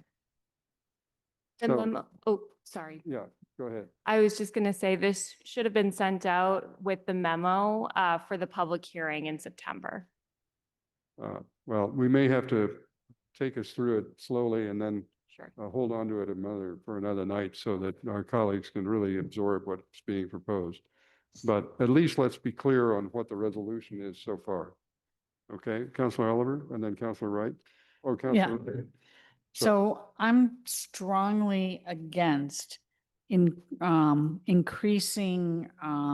the number of units up to 19 for a payment in lieu of, because many of our projects are under 20 units. And now we are going into a segregated city. And the whole idea is to include these units in the market rate buildings. So I'm totally against it. And I appreciate that. Councilor Oliver, you have a question or comment? I do. Can we go back to the, I'm sorry, I think it's table 2 that's over on the, this guy here. So, and then above it is table 1 is all rental. So That's I guess correct. what I don't understand, won't be the first time, won't be the last. Why the legal department is okay, because we have differences right now between rental and ownership. But if we make a change, we want them the same. And can we unpack that maybe, Mr. Lee? Mr. Chair, can I speak to that? Yes, please. So currently, there's some variation between ownership and rental in terms of the affordability percentage in the mix. However, the bottom line totals, my understanding is that they're the same. meaning that the total percentage for rental versus ownership, and in other communities is set up in a similar way. And I think that's very intentional. And that has to go back to not treating the rental and ownership differently. The problem with the inclusionary zoning ordinance itself is that the rationale for the mix that actually, the affordability mix and the levels that the city requires is based on the economics of the project. And that's why we've had the consultant do this deep dive into the economics, what's feasible, what's not. And ownership versus rental, there's some inherent differences in the economics. And that's why in the mix itself, there's going to be some variation. However, in order to make sure that we're not treating the same use differently, we do strongly recommend from a legal perspective, making the bottom line totals for rental versus ownership the same. It isn't, Council- sorry, just as a follow-up, isn't a big part of this conversation? Just, can you just speak to the mic a little? Sorry, I feel like I'm going to be swallowing it if I get any closer. Isn't a big part of this conversation also the financials on the developer's end of things? And as much as I agree and appreciate with what we're hearing from the legal department, I'm not quite sure that that is or should carry the day in terms of that decision.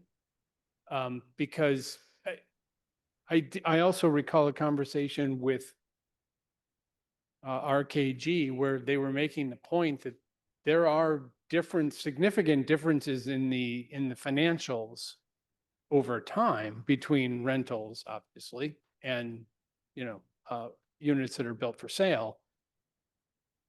So I'm not quite sure, like, that point isn't lost on me. But again, I'm not quite convinced that's how we should be making our decision here. And I really do want to go back to what RKG, I recall they had some of those tables that kind of delineated the difference, right? They had the green areas and then the red and the no-go zone and so on and so forth. Or, these types of projects won't succeed. I want to say at least one of those had to do with the difference between rental and ownership, if I recall. But I want to go back and take a look at that because what I just heard here tonight was significantly different than my understanding of that difference. So But thank thank you. you. I have Councilor Kalis. I also recognize, I believe Councilor Block has joined us. And I've neglected to mention his participation earlier. Councilor Kalis. Mr. Chair, I really just have a question for Councilor Wright. I want to understand more about why she's so against going up to 19 units in terms of pay in lieu of, to try to understand that more. And if there's a number that she would go up to, what would that be? I'd like to keep it where it is now. And many of our ownership projects are under 35 units, and I think quite a few of them are under 20 units. So we would, again, one of the ideas of having affordable units in market rate projects is to integrate the building, the neighborhood, things like that. And to remove that and just make it all just market rate units and not have any of the other units in there. It's defeating the purpose. And, okay, we'll get money in lieu of, and unfortunately, the city is expensive, and where are the cheaper properties to build other ones are on the fringe of the city and not right in the village centers. So I'd like to see we keep it and not go up to 19. Now, one of the issues they said is it costs the developers, especially smaller projects, to re-up each renter. My question is, how are they doing it now? I'm wondering if all these affordable units are doing this every year, But I have been talking to other people in the business, there are other ways to do it more cost efficiently. And that's something we need to look into instead of relying on the owner to do all the paperwork. Okay. That's great. I mean, I want to thank you. I think that really helps actually me understand it. Chair, if I can, I wanted to ask RKG what their impression is of that, because to me that is, that it does segregate a bit. So, so your question is response to Councilor Wright's point? That's what you're asking? Yeah. All right. Mr. Heath? Yeah, so this is an interesting issue. There's both the finance side and the product side. And I think the partnership looked at this issue extensively and came down on the side of, for the amount, 7 to 19, I think you would get at most 2 units of affordable housing. But is it 3 I think it's 3 at 20. But the ability to then take those dollars and leverage them by using them to get other state funds would produce much more in the way of affordable housing, perhaps even at much deeper affordability. So they thought for that small segment, at 7 to 19, which is also consistent with some of our surrounding neighbors. Brookline, I think, is 7 to 20, maybe, as well. They've made the same decision that those dollars, and again, it's the option of the developer to either provide the unit or provide the cash. So the option is out there, but the ability to provide a revenue source for the housing trust was very attractive, and the ability to leverage more units. Okay. On that point, I just want to recognize we've got joined by Councilor Block, who's raised his hand. I'd like to stay on this issue if I can and see where we are. Councilor Block, is your hand raised for that purpose? Well, I have I'm sorry, can you hear me now? Yes. Well, tell me if this is in order, and I apologize if my question is not appropriate given the conversation, and maybe it's been covered in other meetings which I haven't been able to attend. But I've noticed in land use applications that there are an unusually large number of 6-unit proposals. And I'm wondering if there has been a discussion of lowering the number of units that this ordinance would apply to, not changing the magic number 7 as the point at which 1 full unit would be required, but that there would be some payment system, a proportional payment system for a lower number. And if this is outside the scope of discussion, I withdraw it, and if it's relevant, then we're glad to answer it. We've spent a fair amount of time on that related issue, but if you don't mind, I'd like to stick with this question for the time being, and then I'll come back to that. So this is on the question that Councilor Wright has raised about the threshold. I want to recognize Councilor, well, everybody is over here, so I think I can't go wrong. I just go somewhere in the room and I'll hit bingo. Let me go to Councilor Albright, who's now wearing Councilor Block's name tag. Councilor Block, I'm borrowing your desk. I hope that's okay with you. I can't see from mine. I think that now that I hear Mr. Heath reiterate what RKG was saying and what the Housing Partnership was saying, it does make sense that the Affordable Housing Trust has very little funds to give away to anybody. There's the amount of money that we get from the community preservation funds, and that's about it. And One question I have in this regard is how much money per unit are people being asked to pay? Because I don't know where we ended up on that topic, but is it 650? So, I'm hearing now that units are costing $1 million a unit. I don't know if that's true or not. But the ability to match state and federal funds with the housing partnership, with the housing trust money, is something that would go a long way. A little bit of money could go a long way in matching funds. And to lose 2 units in a smaller development, but possibly to gain many more units by giving money through the trust, there's definitely a benefit there.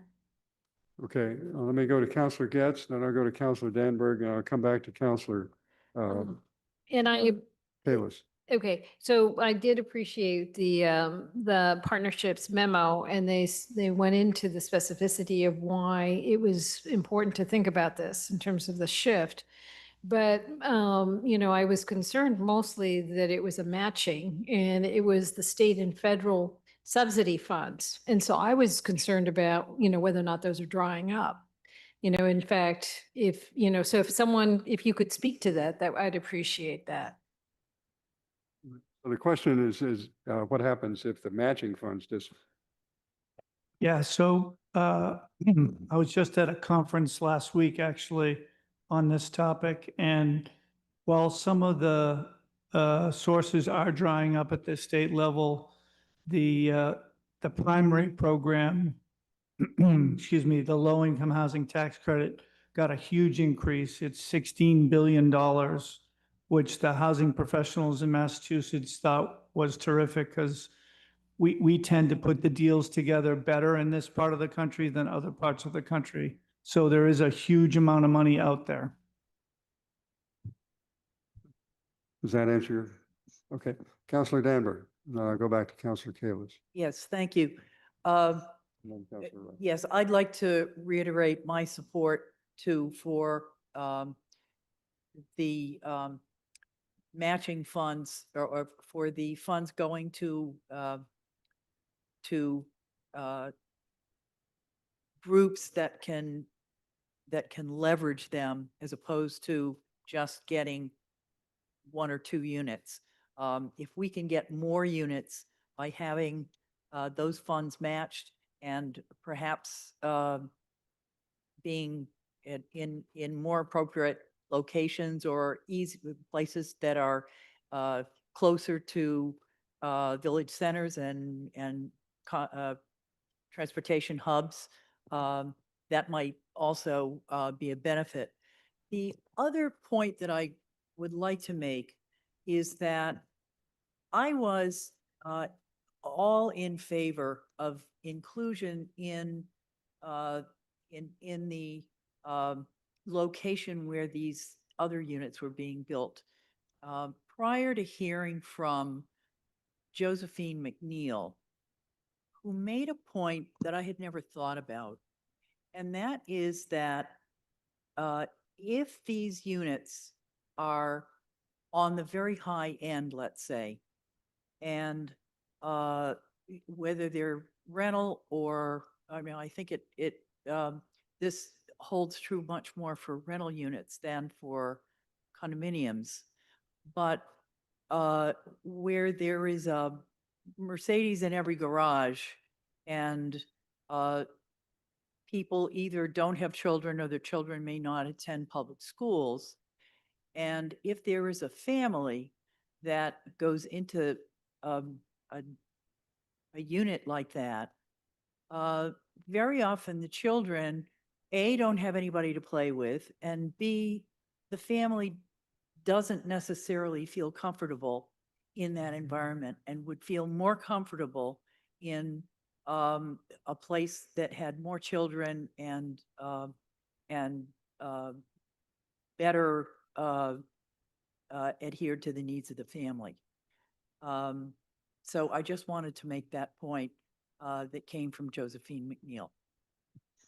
Okay, I think what I'd like to do is just to see where we are in committee on this. Heard several members of the committee express views one way or another, and if we can come to, if we can't come to consensus, we'll just have to see where, on the items where we are, because I'd like to move it forward.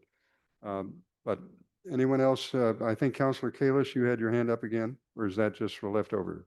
It's not leftover. It's I'll be quick. I think Counselor Danberg, you make a good point. That could actually be the case on this project at Dudley. But the question I have, Mr. Heath, is there a way, you know, I think that you told Counselor Albright that the payment in lieu is around 650,000. Is there a way to charge a premium there so it incentivizes them to build the affordable unit on site? I'm sorry, I missed part of your question. So the question is, with the premium that you told Counselor Albright, I think that was going to be about, or not the premium, but the payment in lieu of was going to be about 650,000. Is it legal, or is there a way to charge a premium on that payment in lieu of and say it's 850,000 if you're going to pay, but it's only 650,000 if you're actually keeping the unit with the other units? You understand? Yeah, I think Attorney Lee might be able to speak to that. Council Kalis, I don't understand. Can you repeat what it is that I'm not understanding how there could be two different payment in lieu? It wouldn't be too different. It would give the developer the option. So say, for example, it costs $650,000 to build that affordable unit. And they decide, well, you know what? I don't want to build the affordable unit for 650. I want to pay in lieu of. Well, instead of it being a $650,000 payment, we're going to charge them 900,000, for example. And that's a premium on the 650. So that would force them to think about actually saying, well, maybe it makes more sense for me to actually just build the affordable unit for 650 versus paying 900,000 in. Is a simpler way of saying that the payment in lieu should be 900,000 instead of 650,000? No, because the proper amount, I mean, the amount, whatever the payment in lieu of should be what it's probably going to be to build that unit. Is that correct? The payment in lieu amount, and Director Heath can tell me if I'm wrong, it's a static amount based on per unit. Right. So based on per unit. So let's say it costs 650,000 to build that extra unit, okay? That affordable unit. But when they go to the payment in lieu of, they're realizing that they actually have to pay a premium of 250,000 to payment in lieu of versus building. So are you saying that you want the payment, or the question is, could we require them to do a payment in lieu option that is not based on a static amount, but is based on whatever the construction costs are for the unit plus 250,000, for example? Yes. I would have to take that back and think about it. It gives me concerns off the bat in terms of calculating what that actual amount is. Also, I'm concerned of requiring them to pay more than it would cost them to actually construct the unit, because that's, I think, the understanding of the basis of the payment in lieu that we've arrived to now. So that would take a significant amount more just kind of thought, study, evaluation to see whether or not it's legally permissible, and then practically how it would be applied. Right. Okay. It's just a question because I was thinking here about the issue. It's that we'd much prefer the affordable unit. And how do we incent them to build the affordable unit versus the money?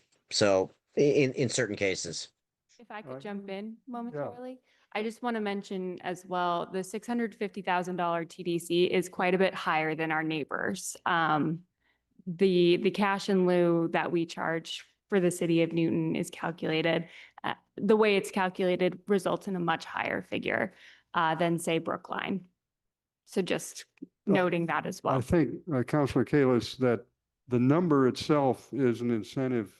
You can raise the number higher, but trying to make a calculation of what the actual comparison building costs, as I hear it from Mr. Lee, is going to be a tricky drafting problem, not just an analysis problem, and maybe even a legal one. And the other point that I've heard from members of the committee is that not everybody agrees that it's better to have the extra unit for the smaller project on site as opposed to the cash that it would represent, which might leverage more units off in a different location. So we've still got competing objectives here to sort out. Yep. Is that fair? Okay, Councilor Wright? Thank you, Chair. So there's no incentive if we put this up to 19 units for cash in lieu of, there's no incentive to actually build there because our consultant came up with 650,000 is the right number, but the arsenal is going to be 700,000 plus for each unit, not all affordable. And this weekend I read probably the same article that in Cambridge it's costing $1 million per unit, affordable unit. So if a developer can get away with just paying 650, of course they're going to do that instead of adding the units. So I think, and how many times when we said between 7 and 9 units, how many times did someone actually put in a unit versus paying, in lieu of? I would expect that usually that was the result, and very seldom did we actually get the unit there. So increasing it is giving more money, yes, to the Affordable Housing Fund, but right now there's more ways that you can leverage that money at the Affordable Housing Fund, something like what they did with Webster Woods, that you could actually have more pot of a money to work with than what you have here. And again, I feel strongly to keep it in lieu of down at the lower numbers so that we do get the affordable units in these locations. And, I think the tariffs just went in this weekend or this week for cabinets and things like that. So the cost of building is even going to be higher. Thank you. So I'd like to try and conclude the discussion on this just to see where we are. And if we, I'd like to get somewhere tonight if we can, and if we can't, then we can hold the item for further. Could I add just one more thing? That table 2 is incorrect. The math is incorrect there. That 100 plus U, it should be affordable, should be 10%. Yeah. Yeah, thank you. Thank you. And part of the difficulty we're going to have is when we get to explaining this to the council, the department is really going to have to do a major job of helping us out.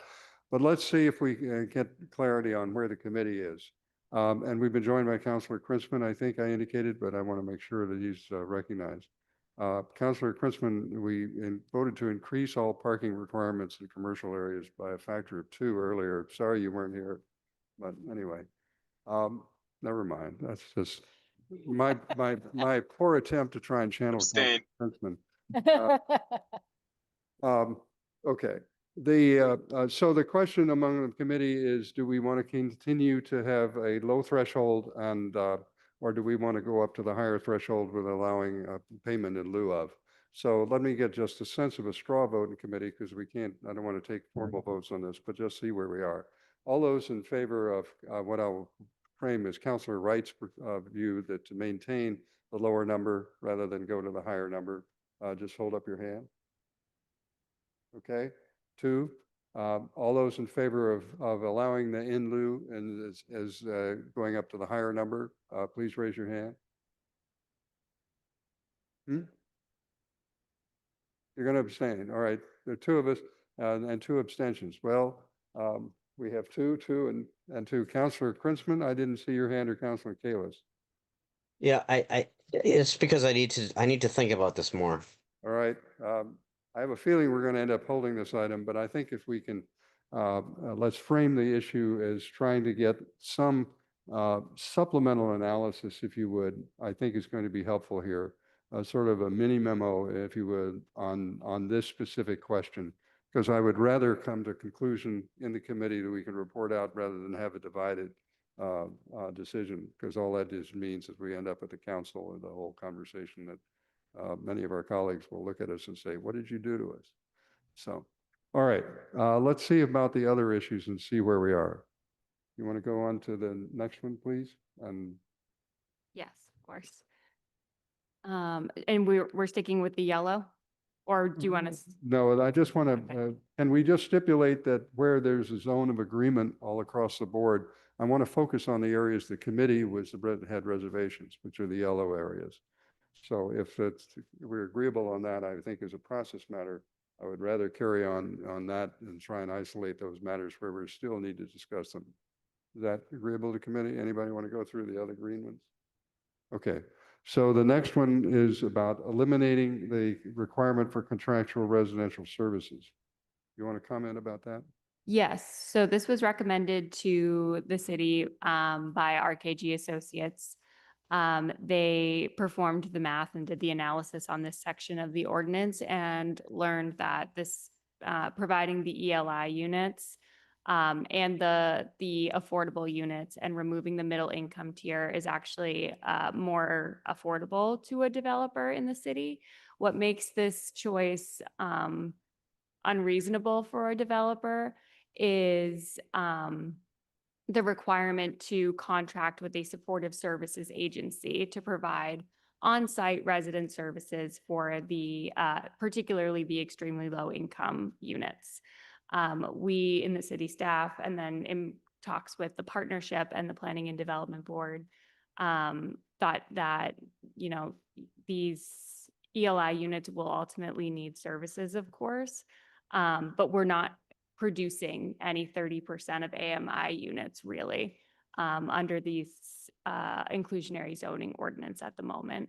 So we thought it might be a better idea to get some of these 30% units and rely on our colleagues down in HHS to provide the supports that they likely are already providing to many of the 30% of AMI residents in Newton. Okay, so discussion on this, Councilor Danberg and then Councilor Albright channeling Councilor Block. Thank you, Mr. Chair. I think the proof of the pudding is in what's happening on the ground. And if in fact we are not getting any of these units because it's just too expensive for developers to do, then I think we need to look at what changes we need to make in order to get some of these units, to actually get them. So I would go along with the recommendation by RKG to eliminate it. Okay, Councilor Albright? So I think that to depend on our friends at HHS to provide services is not a good idea. I don't think they have enough staff to provide services to the people living in residential facilities. So again, I'm not prepared because I didn't read everything I needed to read, but somebody's got to provide services for these people that are in low income elderly housing that need services, and it's not HHS. We know that they don't have enough staff to do that. So we need a solution. We don't have it yet. You want to comment on, I think the concern, the reason this provision existed was to try and make sure that there were services provided by somebody. But again, for small units, this is the small projects, this is a real challenge in producing people not building the units. And that's what I'm hearing. But let me just be. Yeah, just on that point, this provision of the ordinance is highly unlikely to be used. And if you keep the provision of services, it'll never be used. I think it's one of those things that sounds good, but it's highly unlikely, we haven't seen it, that these kinds of units will be created other than by a nonprofit that already provides services. So it's an interesting debate, and I can certainly see the side of it where you want the services to be provided, but it's an exercise more than a reality at this point. I think there might be adequate rationale for just taking out this provision entirely. There is the possibility that it could be used, and if it was, it would be a small number of units. And we'd have to figure out a way to provide services, I think. But again, I think the reality is it's unlikely to be used. Could I comment on that? Certainly. Because this provision was put in the last minute, the last time we did this. And without much discussion and without much thought, it was one person's ideas of how to get it done. So, and I think we're almost in the same place now than we were then. Does this mean that, there would be no inclusionary requirement at all for provision with elderly housing for elderly services in need of elderly people in need of housing and Yeah, services? no, I think we're on a different topic here. This just has to do with the provision for providing extremely low income units, which I think is 30% units in a project. You could provide less units, but deeper affordability. That's what this provision covers. And again, no one's taken advantage of that. And we think it's because the provision of services makes it totally unaffordable for a developer to proceed along this path. In the future, could some developer decide instead of providing, I don't know the math here, Shaylin, you know it better than I do, 8 units at average of 65%, they provide 3 units at 30%. Possibly, I think it's doubtful that would occur at all. Are they providing services to people at a higher income level? No, They're just. no, we don't provide services in the IZ ordinance for the AMI. It's at 65%, which is the average. Okay, well, I think The- maybe maybe taking it out altogether is the right thing to do because I don't think it's really been thought through properly. The And problem, what I'm hearing from Mr. Heath is that it's designed to take care of the very highly subsidized units, and people aren't building those in part because of this requirement. And the irony is that you might end up with more highly subsidized units if you didn't have it, if I'm hearing. I don't know if that's really going to be true or not. What do you think? Mr. Heath? Maybe not, but. I'm sorry, can you just? No, repeat I'm that? just trying to, what I'm hearing is that this requirement is in effect a disincentive for somebody to go do a deep affordability unit because they know that they then have to pick up this kind of requirement. Right. Whereas if they didn't have this, they might actually come in with a deep affordable unit, although that's hypothetical. It's hypothetical. Most developers don't have the sophistication either to be able to handle these kinds of units. They're much more comfortable with 65% AMI than the 30% units. The only time you generally see 30% units are in tax credit projects that are heavily subsidized by nonprofits that provide services. So, so with the committee, if you can go back to the chart for a minute. We have to decide whether we want to keep this provision or not. Let me just see. The recommendation of the other constituencies involved, the Partnership Planning and Development Board, agree that we should eliminate this. Let's just see where we are in committee. Councilor Wright?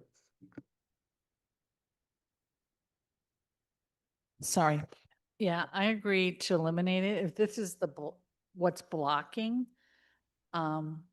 people from building the very low income units, I think we should eliminate it. And if it becomes an issue later on down the line, we can change it.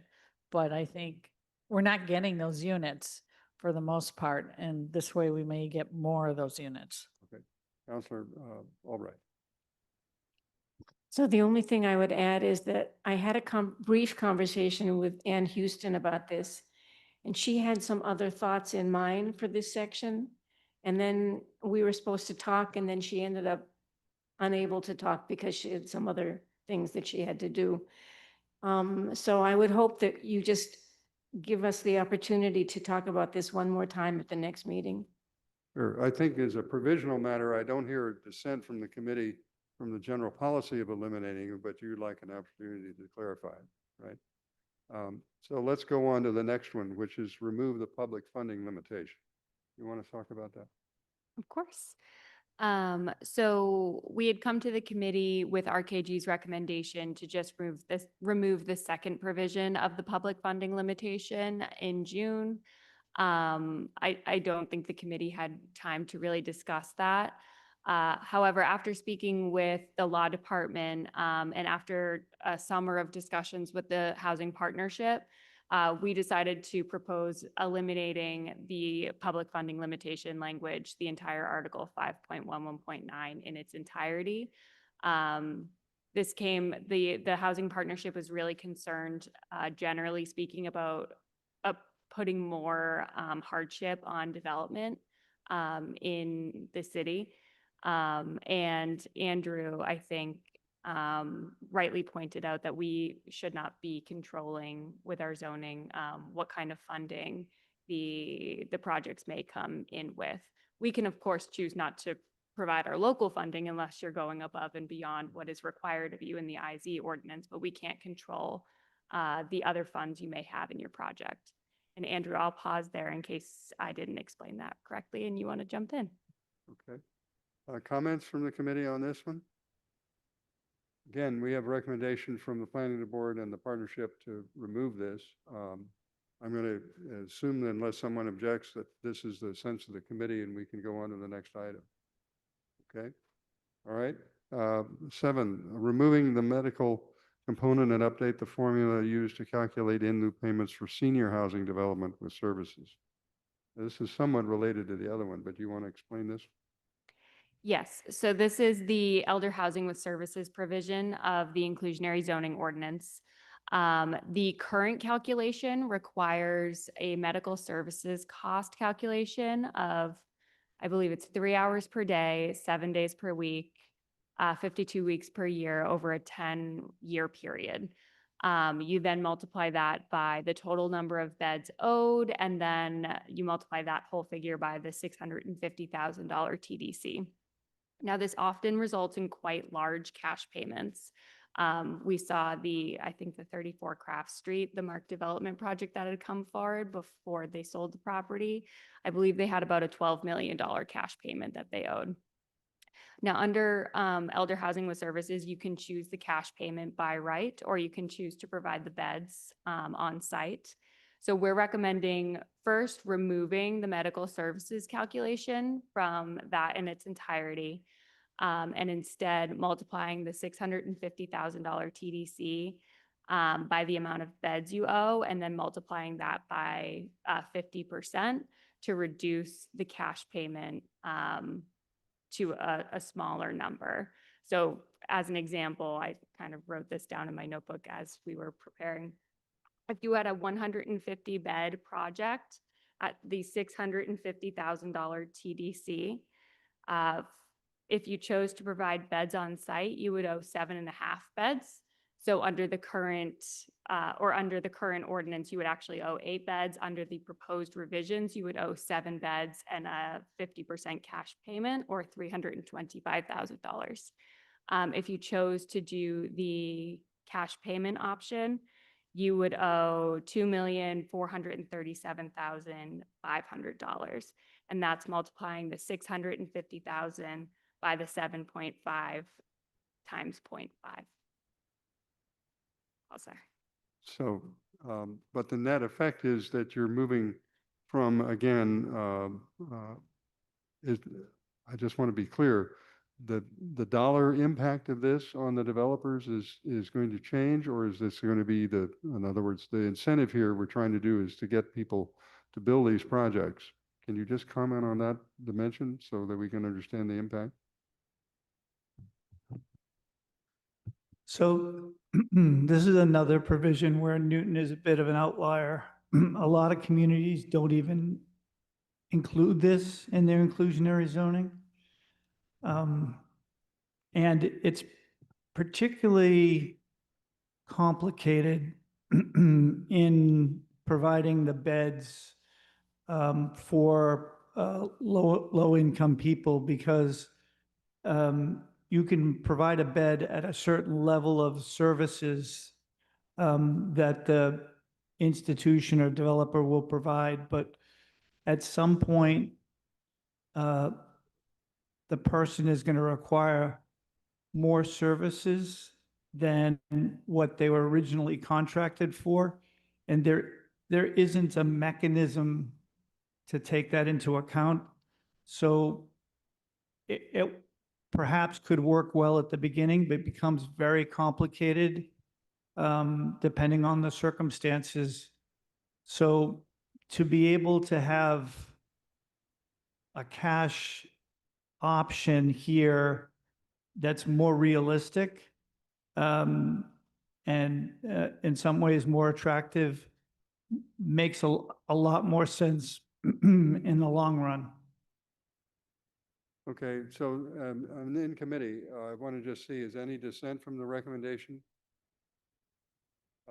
If not, then I'm going to assume that the committee's in general agreement on this. I think that takes us through the. Sorry, I think I'm sorry. Counselor Albright raised her hand. Who had the hand up? Yeah, I did. I'm just saying I'm not sure I agree with the formula, the way it's been reconstituted. So I need to think about that. I'm in agreement in general, no. but the formula is not quite there yet. We're not going to vote this tonight. Okay. But I'm just trying to isolate the zone of uncertainty or still issues that we really need to resolve at the next round. But if we can dispose of them once we can. So you've heard Councilor Albright about that. Is there anything else that we have not already discussed in committee we need to resolve tonight? So what I'm going to do is suggest we move to hold the item, but Councilor Block had asked a question very early about units of under 6. I think Councilor Block, I think we had an extensive discussion about what the right threshold should be, but came out where we are. Do we need to revisit that, or do we just, Councilor Block, there's a whole lot of earlier work on this that I would commit. Sure, I appreciate that, and my comment that you may have discussed it in committee and come to a consensus, and that's fine. I only raise it because when you have a boundary, when you have a break point where it's all or nothing, there's no proportional gradual ascension to this trigger, then you're creating an incentive that is probably not great for anybody. The incentive being for a developer, can they make a development work at 6 units because they can avoid this requirement? And so you get a lot of units at that size, and you get very few at, say, 7 or 8 or just above this threshold. And it's a common problem in a lot of programs where there's a break point where it's nothing before it and then it takes effect after. And figuring out how to ramp up to this more gradually, I think just as a principle would be a good idea. But you may have already discussed it, and so be it. We've spent a fair amount of time on it, but your point, I think, rather than revisit all of that tonight, is that at some point, we're going to try and spend one more meeting on the outstanding issues and resolve them. But I think that ultimately, in terms of an explanatory memo beyond what we've had before as background, will be necessary for the council if we want to try and move this forward. So the issue that Councilor Block, while we've talked about it before, is one of those things that I think needs to be part of the conversation in the writing that we do, so that our colleagues will not be confused and the public will not be confused, and we don't have to revisit this again in the full council or again in the committee. So that puts a special burden on the department, but I think it'll save time in the long run. Okay, So thank you. is there anything we haven't discussed that we need to tonight on this item? No, I think that's everything. Okay, then I'd entertain a motion to hold, but at the next discussion, I would like to limit ourselves to those three points. There was one where we still have not reached agreement on the question of the number, whether it should be going up to 19. And then there are two issues of clarification that Councilor Albright had asked for time to sort out. Councilor Getz, did you have, no? Okay, so I'd entertain a motion to hold. All those in favor, say aye. Aye. Opposed? Abstention? Okay. Thank you very much, and thank you very much. This is a long conversation that is still continuing, but we'll try and figure out with the department when we can do this and do it quickly, because I'd like to dispose of this before the term ends too. Okay? Thank you very much. Now moving on to the next item. This is item 293. By the way, we discussed the item I moved hold was 4424, this inclusionary zoning, just to be clear. This is Chapter 30 zoning, requesting amendments to the zoning to create a new adult daycare use. This is 29325, and we have Mr. Lamel going to, I'm sorry you've been spending the night here, but anyway, we're glad to have you.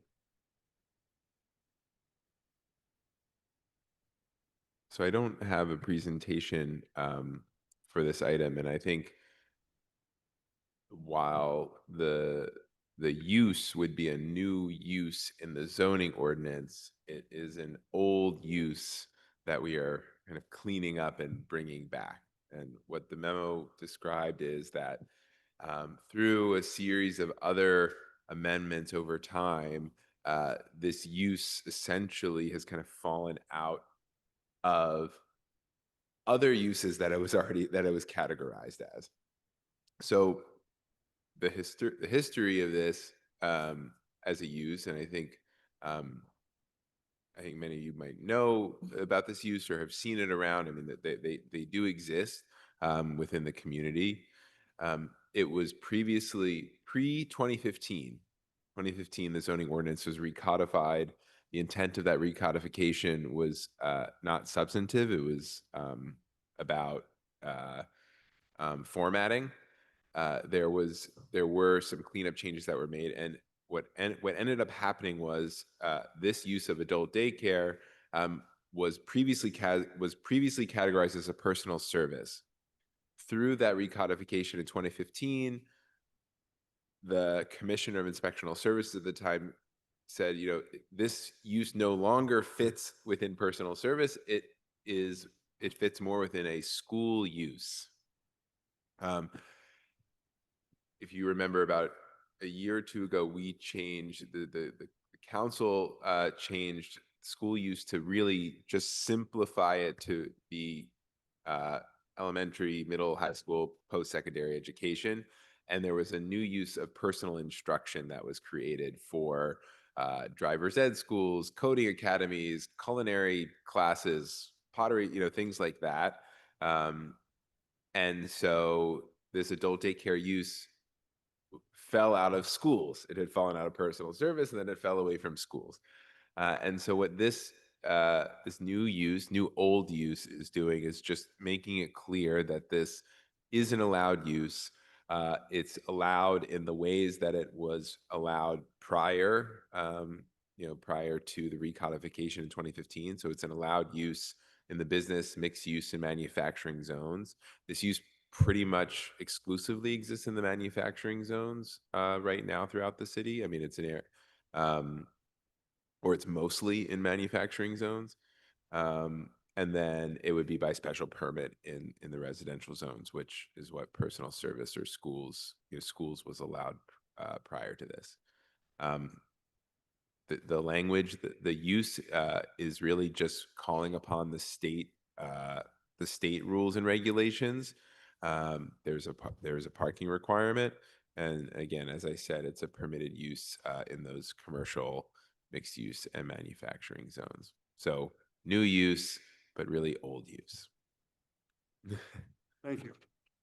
Any questions on the presentation? Councilor Danburn. Yes, a question for Mr. Lamel. Um, Is this use now not permitted in schools or in school areas?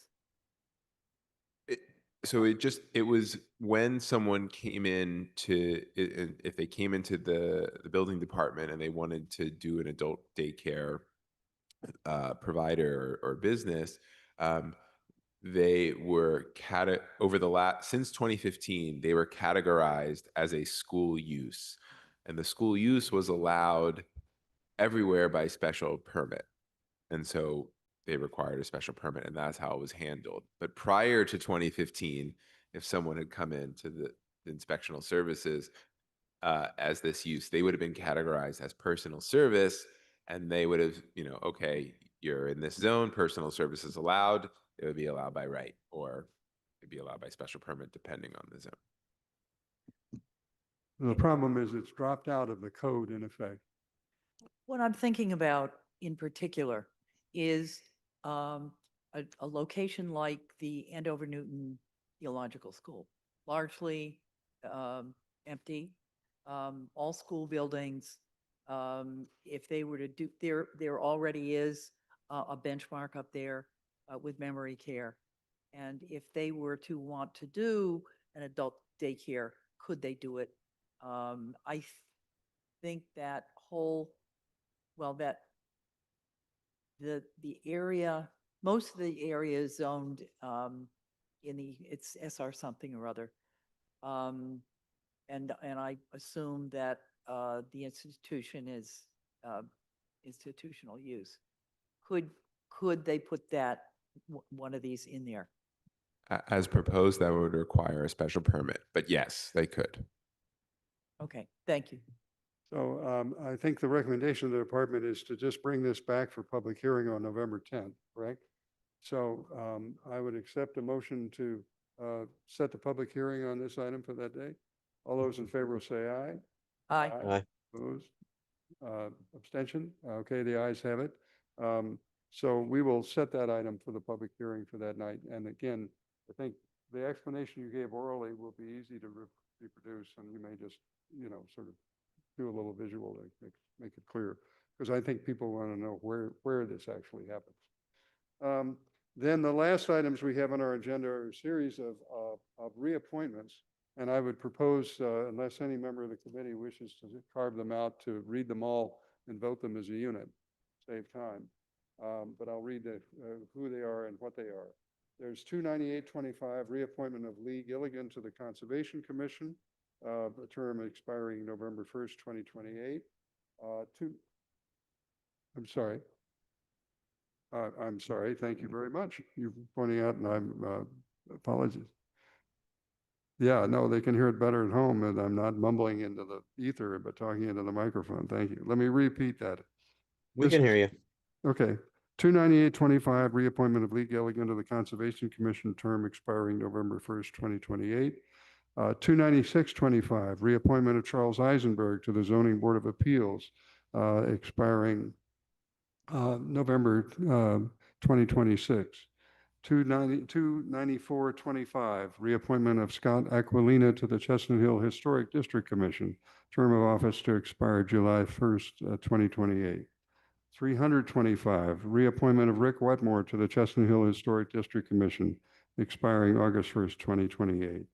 229225, reappointment of Susanna Lanik to the Chestnut Hill Historic District Commission, term expiring July 15th, 2028. 29125, reappointment of Robert Imperato to the Chestnut Hill Historic District Commission, expiring November 15, 2028. And then finally, 29725, reappointment of Deb Crossley to the Zoning Board of Appeals for a term to expire November 18, 2026. Okay, so any dissent from that? If not, I will accept a motion to approve those all. All those in favor will say aye. Aye. Opposed? Abstention? The ayes have it. I think that concludes our business for the evening. Do I hear a motion to adjourn? Councilor Oliver? So moved. So moved. All those in favor will say aye. Aye. Aye. Opposed? No? Okay. And no abstentions? I think we're done. Thank you very much. Appreciate it, colleagues, and we're done at 9:30, which is not a course record, but doing better. All right.